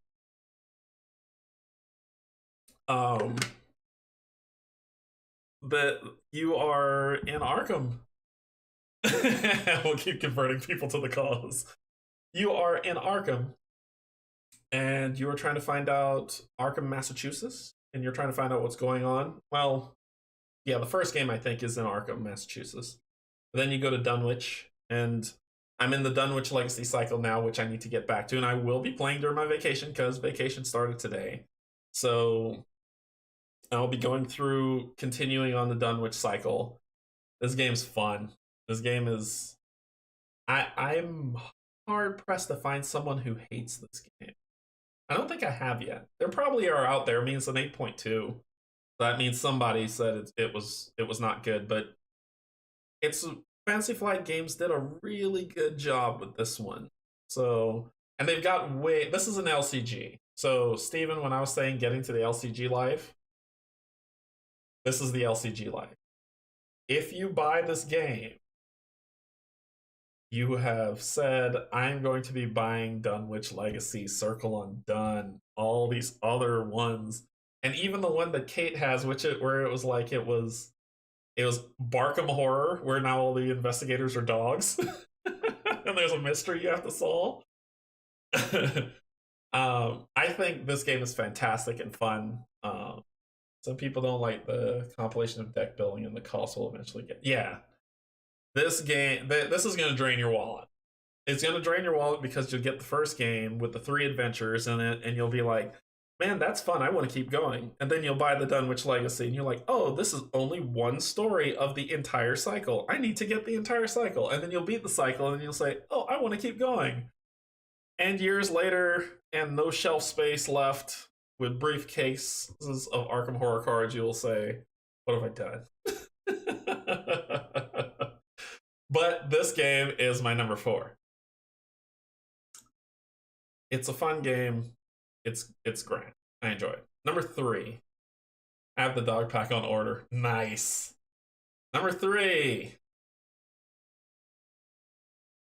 What can I say? A good game is a good game. 12 bucks. Hey, Kate, I do have the one size fits all box. Number 3, Kingdom Death Monster.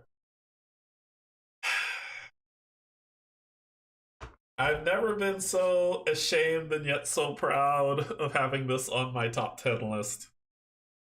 It's good. It's a good game. It's hard, but it's good. It will punish you. Locator, prepare to be punished and enjoy every single minute of it.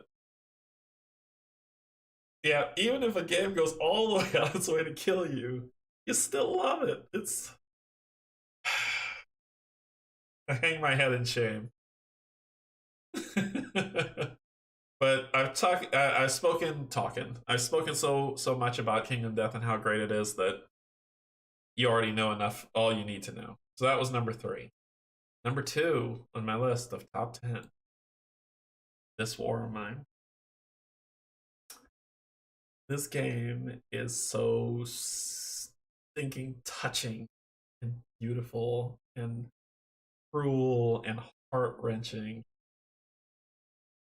And I love it. It doesn't talk about a military group. It doesn't talk about an alien hunting you. It doesn't talk about you surviving a zombie apocalypse. You are stuck in a civil war torn city. And you're not the military. You're the people. You're the casualty. What do they call that? The expendable group that people don't care about or don't watch or anything like that. That's you. And you have to survive it. Horrible, horrible things that you witness happen that pushes you to your mental breaking point. And you make decisions that are either cold-hearted that you can survive, but really mess with your morality. It does. It really does. Or if you try to be kind, it can turn against you like that. Like, this game is beautiful, and Awakened Realms did a fantastic job. I don't know. I enjoy this game so much. I have every expansion that's come out for this game so far. I didn't know about it when it first came out, so I couldn't get on the Kickstarter to get the Rubble Die and all this other stuff. But as they release content, I pick it up because it's that good. This game's not for everybody. A lot of people don't want to get into this. You know, like it's disturbing. It's a disturbing game, and some people say, I don't want to be disturbed when I play my board games. I want to play, have fun, put it away, and be done. And that's okay. That's all right. I like this tone, especially me being from a third world country. I enjoy this tone. So I this was for me, and this is my number 2. So it's fun. Yeah, it's crazy, man. This game is intense. This game is so intense, but it's so much fun. All right. Y'all ready for the number 1? Yeah, it really was. It really. Y'all ready for the number 1? Y'all ready to see what my number one game is from 2018 all the way to 2020?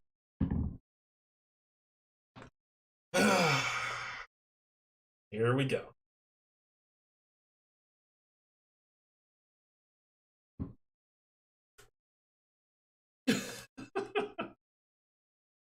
My number one game is Gloom Kill. Let me explain. Let me explain why I love the game, and then I'll tell you why it's my number one. It's a all or nothing game. Bottom line. Period. It's fun. It's challenging. It's hard. It has dice rolls. The art is gorgeous. The playmats are fantastic. The story is what you make of it. This game is beautiful. Why is it my number one game? Last year, and some people who have already heard me talk about this know, but last year, 2019, I lost my dad. I didn't realize that he was my hero until he died. I didn't hate the guy. I loved him to bits. We had the greatest relationship. We watched football. We watched football together. We, even now, I was growing whenever football Sunday came on, we would sit down and we would watch it together. And I lost him last year to cancer. And it was hard. I stopped caring about anything. I just worked. That's all I did. I worked. And I was like, I'm having a really hard time. I'm closing off for myself. I'm being a recluse. I'm not saying much. And someone on solo board game playthroughs was like, just play a board game. Get away from it. You're working yourself and you're going to burn out on that and you're blocking play board. And so I was like, I don't know what to play. Guess what was recommended? Kill Forth. I was like, I don't know much about this game. The art's pretty. I don't know. And I wasn't really into it, but they were like, give it a shot. So I got the game. I brought it to the table and I played it. And it was cathartic. It was like I could get lost in Killforth for 2 to 3 hours. And in those 2 to 3 hours, I wasn't sad. I wasn't depressed. I wasn't bummed. And what it ended up doing was it helped kickstart this coping mechanism in terms of I can relieve myself of the stress and the grief for a second to enjoy something, and then I can, when it's coming back down, I can say, okay, let me start going through these stages and dealing with this and walking through this and doing it and coping. And I played so much Gloom and Killforth in 2019 that you would not believe, but it got me to here, right?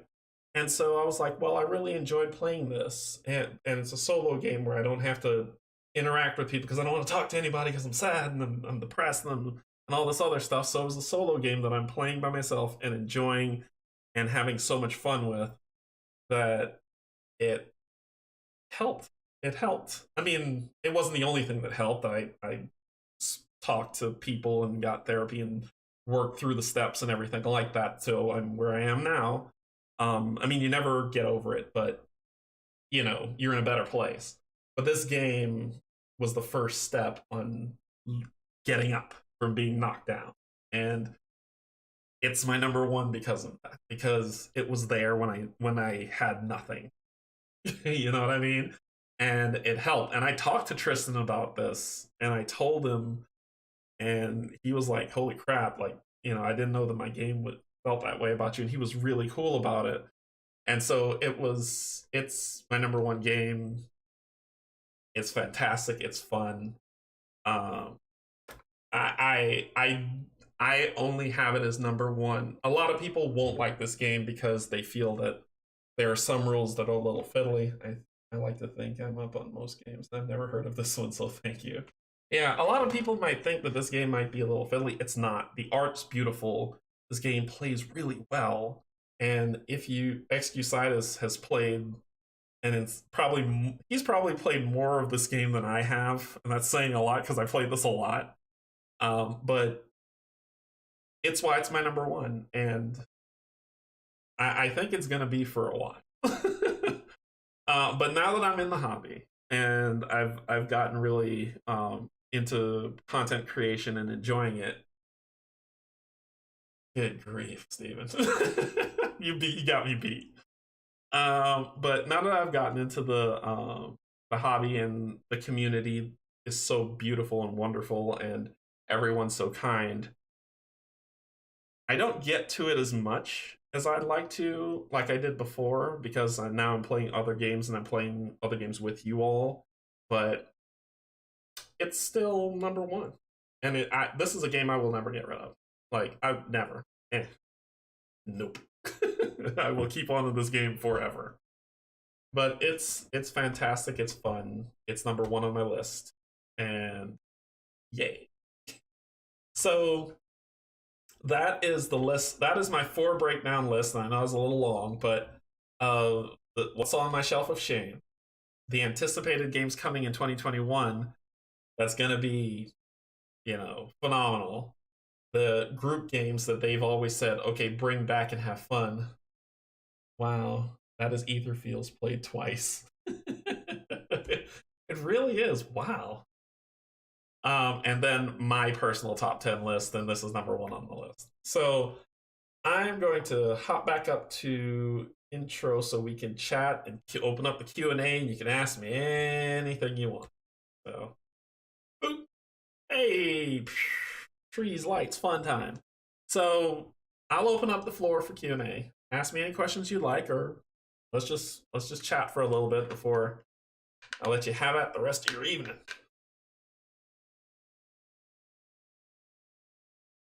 Yes, Steven has played. Steven is, yeah, it's festive. It's festive.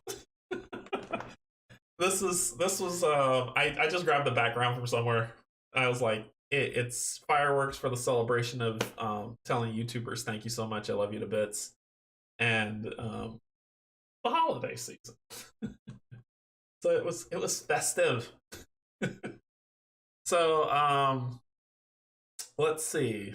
While y'all are coming up with some topics or things you want to ask me, I'll run through just kind of what's to come. So tomorrow is going to be double board game day. At 2 p.m. I'm playing Ultra Quest, and then at 9 p.m. I'm playing Kingdom Death Monster with Steven. What Kickstarter games are you most looking forward to receiving playing on stream? Oh, Sworn. That's what I'm most looking forward to. That's the big one. That's going to be the top one for me. Oathsworn, and I'm actually curious about Infinity Defiant. So that's delivering Friday. So I get to do an unboxing with you all, and then we'll go through. I'll go through and read the rule book, set up a playthrough, and then give it a shot and see how it plays. But Sci-Fi, you get a really cool ship, and Sci-Fi. So that's my top one. I know. Let's see. That's Thursday. Friday, I'm gonna be playing Terraforming Mars with Pac-Man, and I'll see if Steven's available to play, because I know he's playing Thursday. I want to be very considerate of his family's time, so if he's not available, that's fine. Have you looked into Sankakushin? Steven. You know me so well. Sankakushin, The Five Sacrifices, is a Kickstarter that's coming in 2021. So that means it's probably not going to deliver until 2022, 2023. So it's far out. But I'm looking forward to it because the art is so cool. It's anime feudal Japan, so with all these cool things, but you're taking on these it's a base building aspect. So think of Frosthaven's base building aspect, where you come to an area that's just set to what it is, and then you build it up with shops and different things. It's going to be like that. And then it's going to have the boss battler aspect where either you can fight a boss or you can actually talk the boss out of not fighting at all and just be like, oh, okay, I won't fight you. Put the sword away and walk off. Like, I really enjoy those aspects of it. I haven't seen a lot of the mechanics, so I'm excited for it, but I'm cautiously optimistic for Senkakushin. Okay, sci-fi. What's my favorite sci-fi show? Stargate. Bar none. Favorite sci-fi show. Stargate. I liked Stargate the movie. I liked SG-1. I liked Atlantis. I even liked Infinity. I even liked the last one that they had that only lasted like half a season. But Stargate is my sci-fi jam. That's number one. Yeah. I mean, I like Star Trek and I like Star Wars a lot. I even like Doctor Who, but Stargate takes the cake. And they are actually bringing back Stargate to Netflix, I believe, because they've already started they started re-airing old episodes, and now it's back on there. All right, let's see what we got. Aren't you worried about the fireworks in the house? Seems dangerous. It'll be fine. You know that thing of like where the dog's in the boy and everything's on fire. He's like, this is fine. That's what I'll do. This is fine. This is fine. Have you started Etherfields yet? Yes. I have 3 playthroughs up right now on my channel. So yes, I played through the tutorial. I played through the first dream and failed, and then I played through the first dream again and succeeded.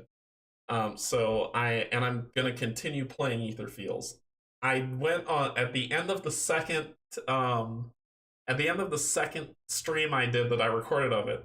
I went on a tirade, and I went on a tirade because I'm watching people bash Etherfields, and it's not a game that should be bashed, right? If that makes sense.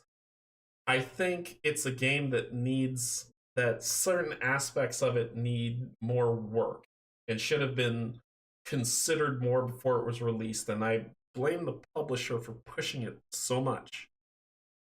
But the game itself, when you go from the dreams, I'd probably say 75% of the board is beautiful, it's wonderful, and I love it to bits. The dream world aspect where you're awakened and walking around,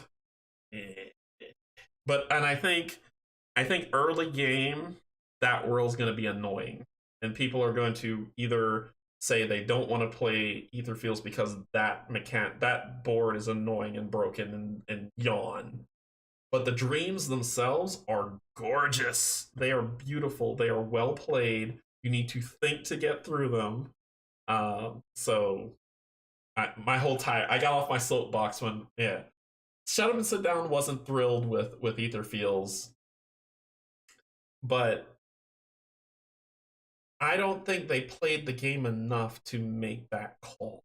But that's their opinion. I mean, Shut Up and Sit Down's been doing this YouTube thing way longer than this scrub who's only, who's here, and this newbie. But I think that's their opinion. And I think, like he said, he played it for like 8 hours or something, and then he just didn't care and got bored with it. I think the game unravels itself as you play. There's not a lot. Early game, you're going to be like, I can see what he's talking about, I'm bored. But as you keep adding cards to the slumber deck, as you keep adding fate cards, as you keep adding flaw cards, and you keep going through dreams, I think that's where the game gets beautiful and big and wonderful. The dream world, that's probably where I think a lot of people are going to hate that game. But I feel like either A, Awakened Realms is going to fix that, or B, the community is going to fix that. And then it'll be a fun game. Because the dreams are fantastic. It's just great. Let's see what else we got here. Favorite anime. My favorite anime. I'm gonna date my age by saying my favorite anime. My favorite anime is Robotech or Macross for people who know what that is. But back in the old days, and I gotta fix my teeth. Back in the old days, that was the first anime that I truly saw was Robotech, and it was beautiful. It was such a great, all the feels and love story and space fighting and fighting the Zentradi and then the Invid and the Robotech Masters and all that other stuff. It was an epic. Robotech was an epic, and that was my favorite. It was the first one I really saw, and then I watched what's the big one that people love with Kaneda and his bike? I can't remember what it was, but I watched that one. I was like, eh. It doesn't compare to Robotech. Favorite Doctor on Doctor Who? Tennant. He's just so good. He's fantastic. Nice. I'm more a Trek, Battlestar Galactica, who myself. Yeah, reviews I've seen are pretty terrible. I think give the game time to bake. The rulebook is trash. I don't know any other nice word to say for the rulebook for Etherfields. It's garbage. Like garbage. The community has come up with a better rulebook, which I think that's not cool of Maker Realms. You got to take responsibility and put out a rulebook that makes sense. So the rulebook is awful. It's bad. The game is good, and if I think as you stick with it and watch it evolve, it'll be fun. The dream world is going to annoy the life out of you. But everything else is good, I promise. I that's why I want more people to play it, to offset the negatives so they can see the beauty at what it is. I Shut Up and Sit Down, those guys are hilarious and awesome, and they do great work, and they have been in this industry way longer than. So I think like if you agree with them most of the times, you won't like the game, but give it a shot, see what you think. Let's see. I'm worried about review videos. I take them with a grain of salt. Board Game Co. suggested you skip the board. You don't need it. The Dream World, I'd probably skip it too. Because if you skip the Dream World, the game's fun. If the Dream World was never in the game and it was just you go from dream to dream to dream to dream, unlocking more story, the game would be incredible. And that's why I'm hoping Awakened Realms will be like, okay, we'll fix the dream world by removing it or fixing it or removing it. That's how they fix it. And get the slumber cards and the fate deck to wind into the dream world, and then I think you'll get a really good game. My favorite Doctor is 10, if you were asking me. Yeah, 10 is good too. It makes the game smaller and more accessible. It definitely does. ISS Vanguard. Okay, so ISS Vanguard, I've watched Ant Lab games. I've tried. I love Ant Lab games. I love them. They're fantastic. I've tried to watch them, Rolling Solo, Quackalope, and I get bored. And it's not because of them. It's because the game it feels boring, and I don't want it to be boring because it's sci-fi, and I like sci-fi and whiny voice Canje. I mean, I think that the game looks pretty, but I don't know. I don't know if it'll be good. Lloyd, hello. Oh boy. So, but I don't know if the game will be good. So I don't know about ISS Vanguard yet. I'm just kind of, I'm not sure. So Lloyd, who is my brother, my lovely, lovely older brother. What's your favorite side-scrolling video game? Is it by chance Spelunker? He knows how much I hate Spelunker. I hate Spelunker so much. But, my favorite side-scroller video game. Streets of Rage 2. That's my favorite side-scroller video game. The soundtrack, top-notch. The game was just fun. Streets of Rage 2. I want the rule book to see if I can decipher it. I think you could get the rule book from Steven. I think you can get the rule book from Awakened Realms site. It's nothing to decipher. It's just bad. It's not written well. There's a section on it where it's like, hey, here's a section that says there's no index. One, there's no table of contents. Two, there's a thing that says, hey, this is what you need to get, and then you go over to the end of the book, and it's the rest of that information not together. It's not well done, so it's pretty bad. Let's see. I prefer how to plays playthroughs over reviews. I like how to plays and playthroughs, but I also like to check out the book to see, because playthroughs miss stuff. Playthroughs miss stuff whenever they go through those items. I've done it a lot, and so reading the book kind of gets you in the right sense. The best sci-fi game is in the work. Steven, be quiet about that. Howdy, Lloyd. Not Mario. No, not Mario. Not Mario. How could they take the best of sci-fi of exploring strange new worlds and make it dull? I don't know. I don't know. I'm hoping that it'll be fun. I'm just not sure yet. I have high hopes, high expectations for ISS Vanguard, and I'm hoping they'll be good. I'm gonna check it out during the Kickstarter. I'll be watching, listening, paying attention as they reveal more about it. But for right now, I've tried to watch it 3 times from 3 sources that I highly respect, and I went on to watch Too Many Bones playthroughs instead so I can learn how to play Too Many Bones. So it didn't capture me. Not like Final Girl or Oathsworn or Frosthaven. It didn't capture me like those games. So I don't know. It might be okay, it might not. I don't know. But yes, Lord, Streets of Rage 2. Best sci-fi game is Tiny Epic Galaxies. I've never played it, but I've heard good things. So it might make an appearance, especially since it can fit on my tiny table. So very well on my tiny table, so I can zoom all the way in. But it sounds like it'll be fun, and I'd like to try it out. Let's see what else we got going.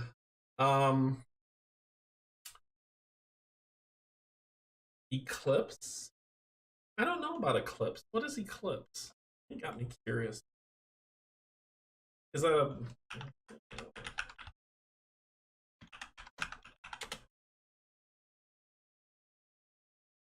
Eclipse? I've never heard of this.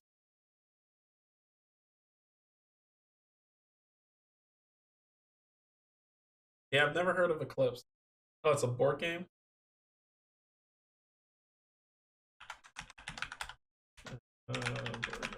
Looking it up. Board game key.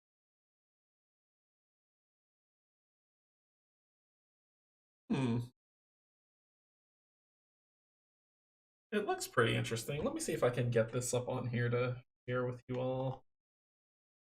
Uh, I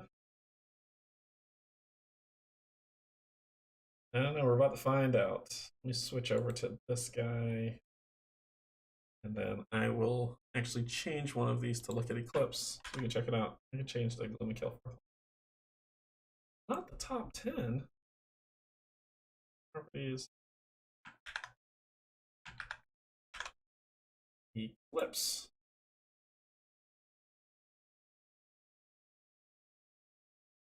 Best played 4 or 6 player. I will never play this game, but it looks interesting. It looks like it's a space battler.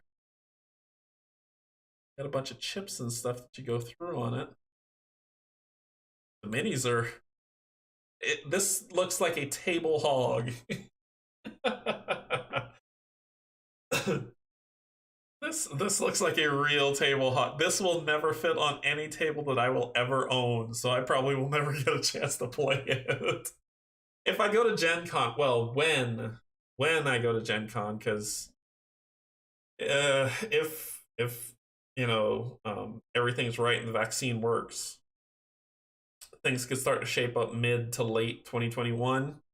So that means it might be in time for Gen Con or 2022 Gen Con that I would go check it out. But that thing looks like a table beast. Let's see. It's a civilization building game. Ah, okay. Lloyd might like that because he likes Civilization. So that looks pretty cool. Space exploration, battle, empire building, resource management. Yes, it is a gigantic table hog. Are you upgrading the? Oh, I'll get to that one in a second. So funny enough, Twilight Imperium is supposed to be like one of their big table hog games that are like that. Is there a way to like how does this compare with Twilight Imperium, Kate? Does Eclipse like beat it? Is it better, worse, that type of thing?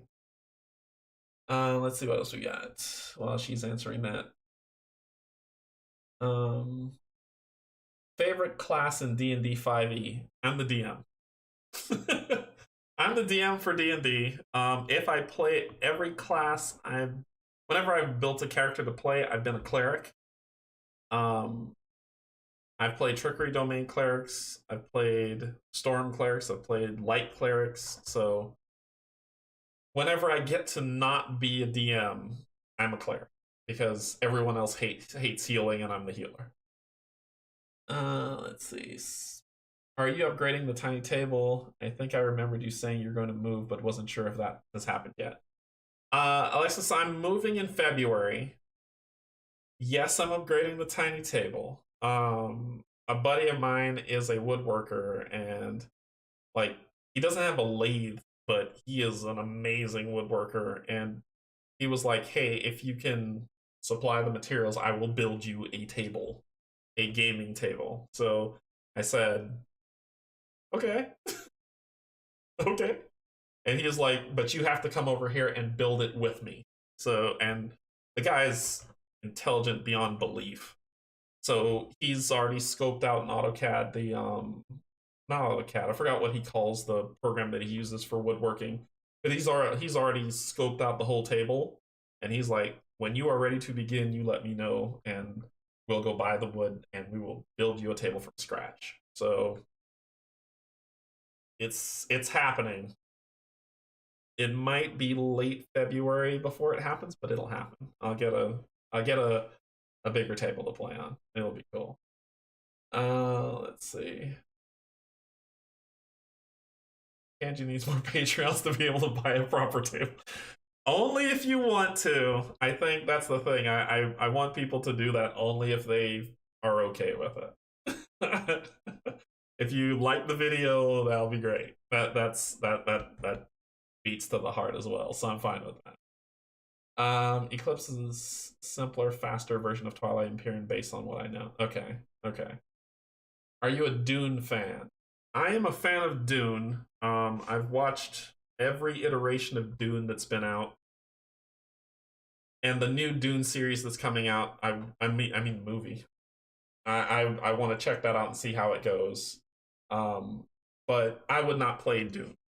I enjoyed the series for what it was, the first Game of Thrones. If you think about it, it was you could just say Game of Thrones is fantasy Dune, but I enjoyed it for what it was, but I wouldn't play the board. I don't have interest in playing the board. I'm about to play an elephant humanoid bard. Luxodon. You better be singing, Steven. I want to hear it. Okay, so it can be played in under 48 hours. I played each once. Enjoyed Eclipse more. Okay. Can I get into that deal? Girls and learn.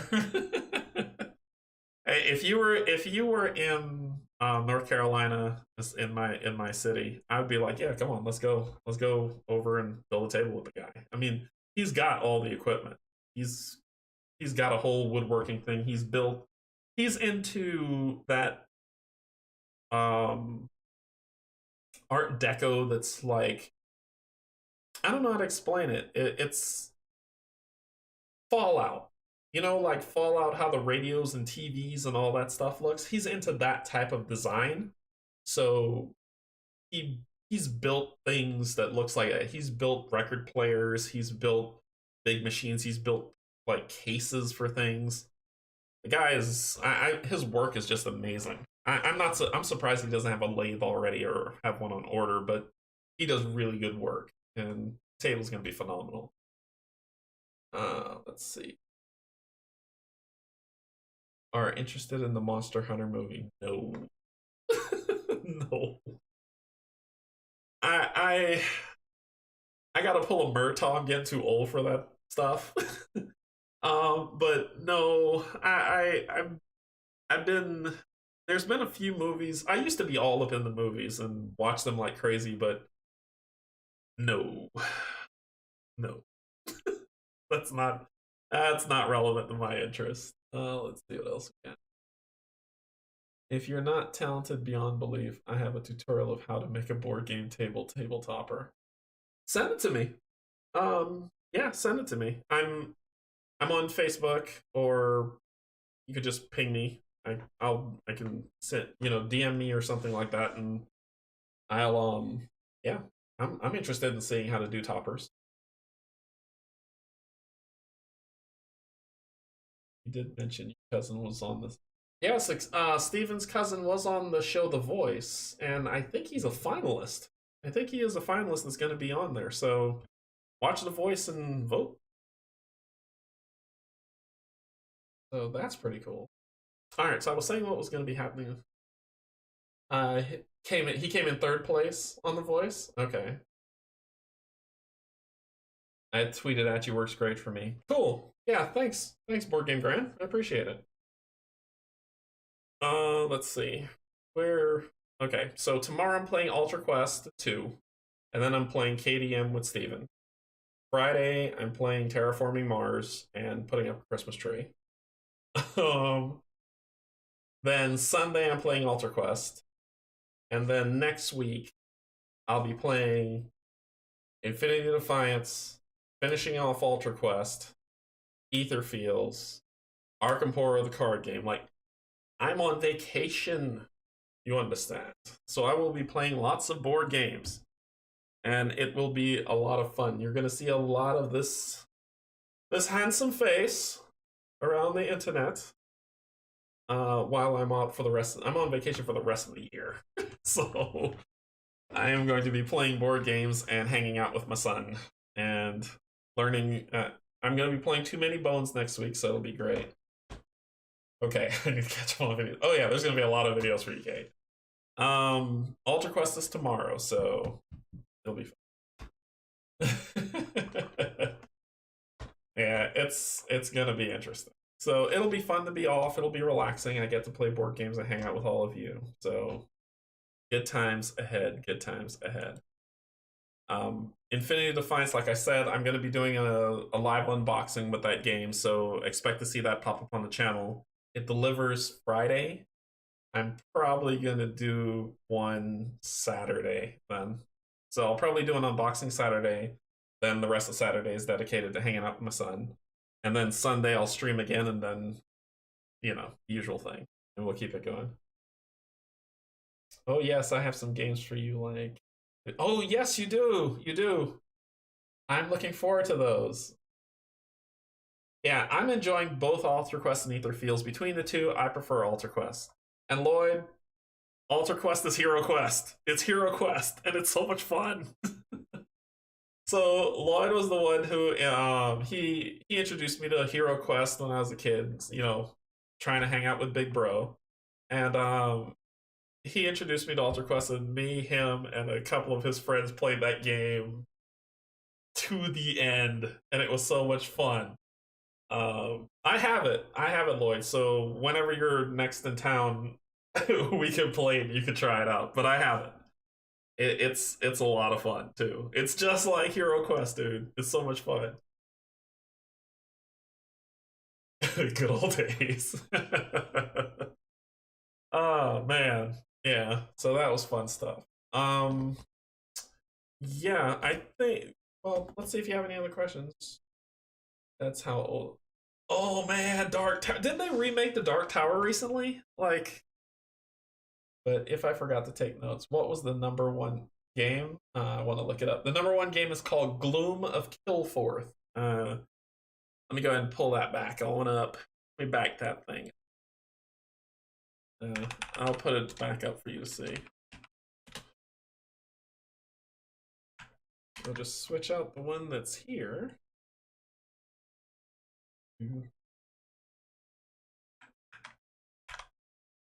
Throw it up. That's number one.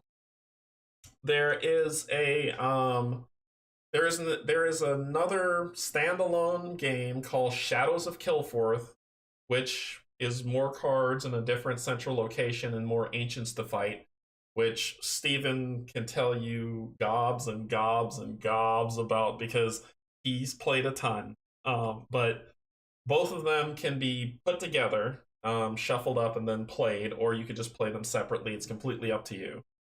This game's a lot of fun. Yeah, I want to buy the Dark Tower remake for my wife, but missed it when it came out. And last I looked, it was expensive to get a hold of now. Her Kingdom Hearts one. Yeah. The remake, I saw a lot of the tower. I've heard a lot of concerns about it though. Like it was a little finicky to where a lot of people were like, it'll succeed for the nostalgia's sake, but it might not be a hitter, like a top hitter. But I could be wrong. I never got to play Dark Tower, but I knew about it. I knew about that game. The game that is on my truly the game that's already out that's on my to get list next is Escape from the Dark Sector. I've heard really, really good things about that game, and I'm waiting for it to go on sale so that I can buy it. Because it's well priced, but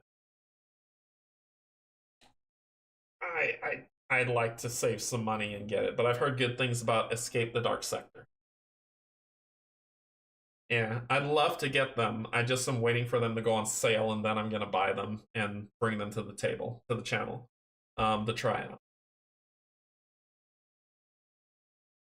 So they look fun. Yeah. So let's see. I think I've run through a lot. I want to say thank you so much to YouTube subscribers for getting me to 200 subs. I think that's fantastic, and now push the next stretch goal on me, which is 300, and see if we can blow that one out the water, and then I do another cool thing for you, which is fantastic. So thank you so much, YouTube subscribers. I appreciate it a lot. I think that for a nerdy guy with a tiny table, thank you so much for believing in me and hitting that subscribe and like button and coming back to watch me play. So it's been fantastic. Yeah. So I will see y'all tomorrow for some Alter Quest at 2. And then once again playing KDM with Steven later. No, thank you, Brian. Thank you for, yeah, the top 10s was fun, man. Thanks, Lloyd, for stopping by. I appreciate it. I'll probably give you a call tomorrow. Everyone have a lovely evening. I will see you all tomorrow when I play Alter Quest, and we will have more fun and more content coming. I plan to evolve this channel, make things prettier and beautiful, and all the things that you like to see and play games that you want. So we'll see how it goes. Until then, insert comment here. Thank you so much, everybody. Thank you, YouTubers. Thank you. Have a good night, or evening, morning, late night. Bye.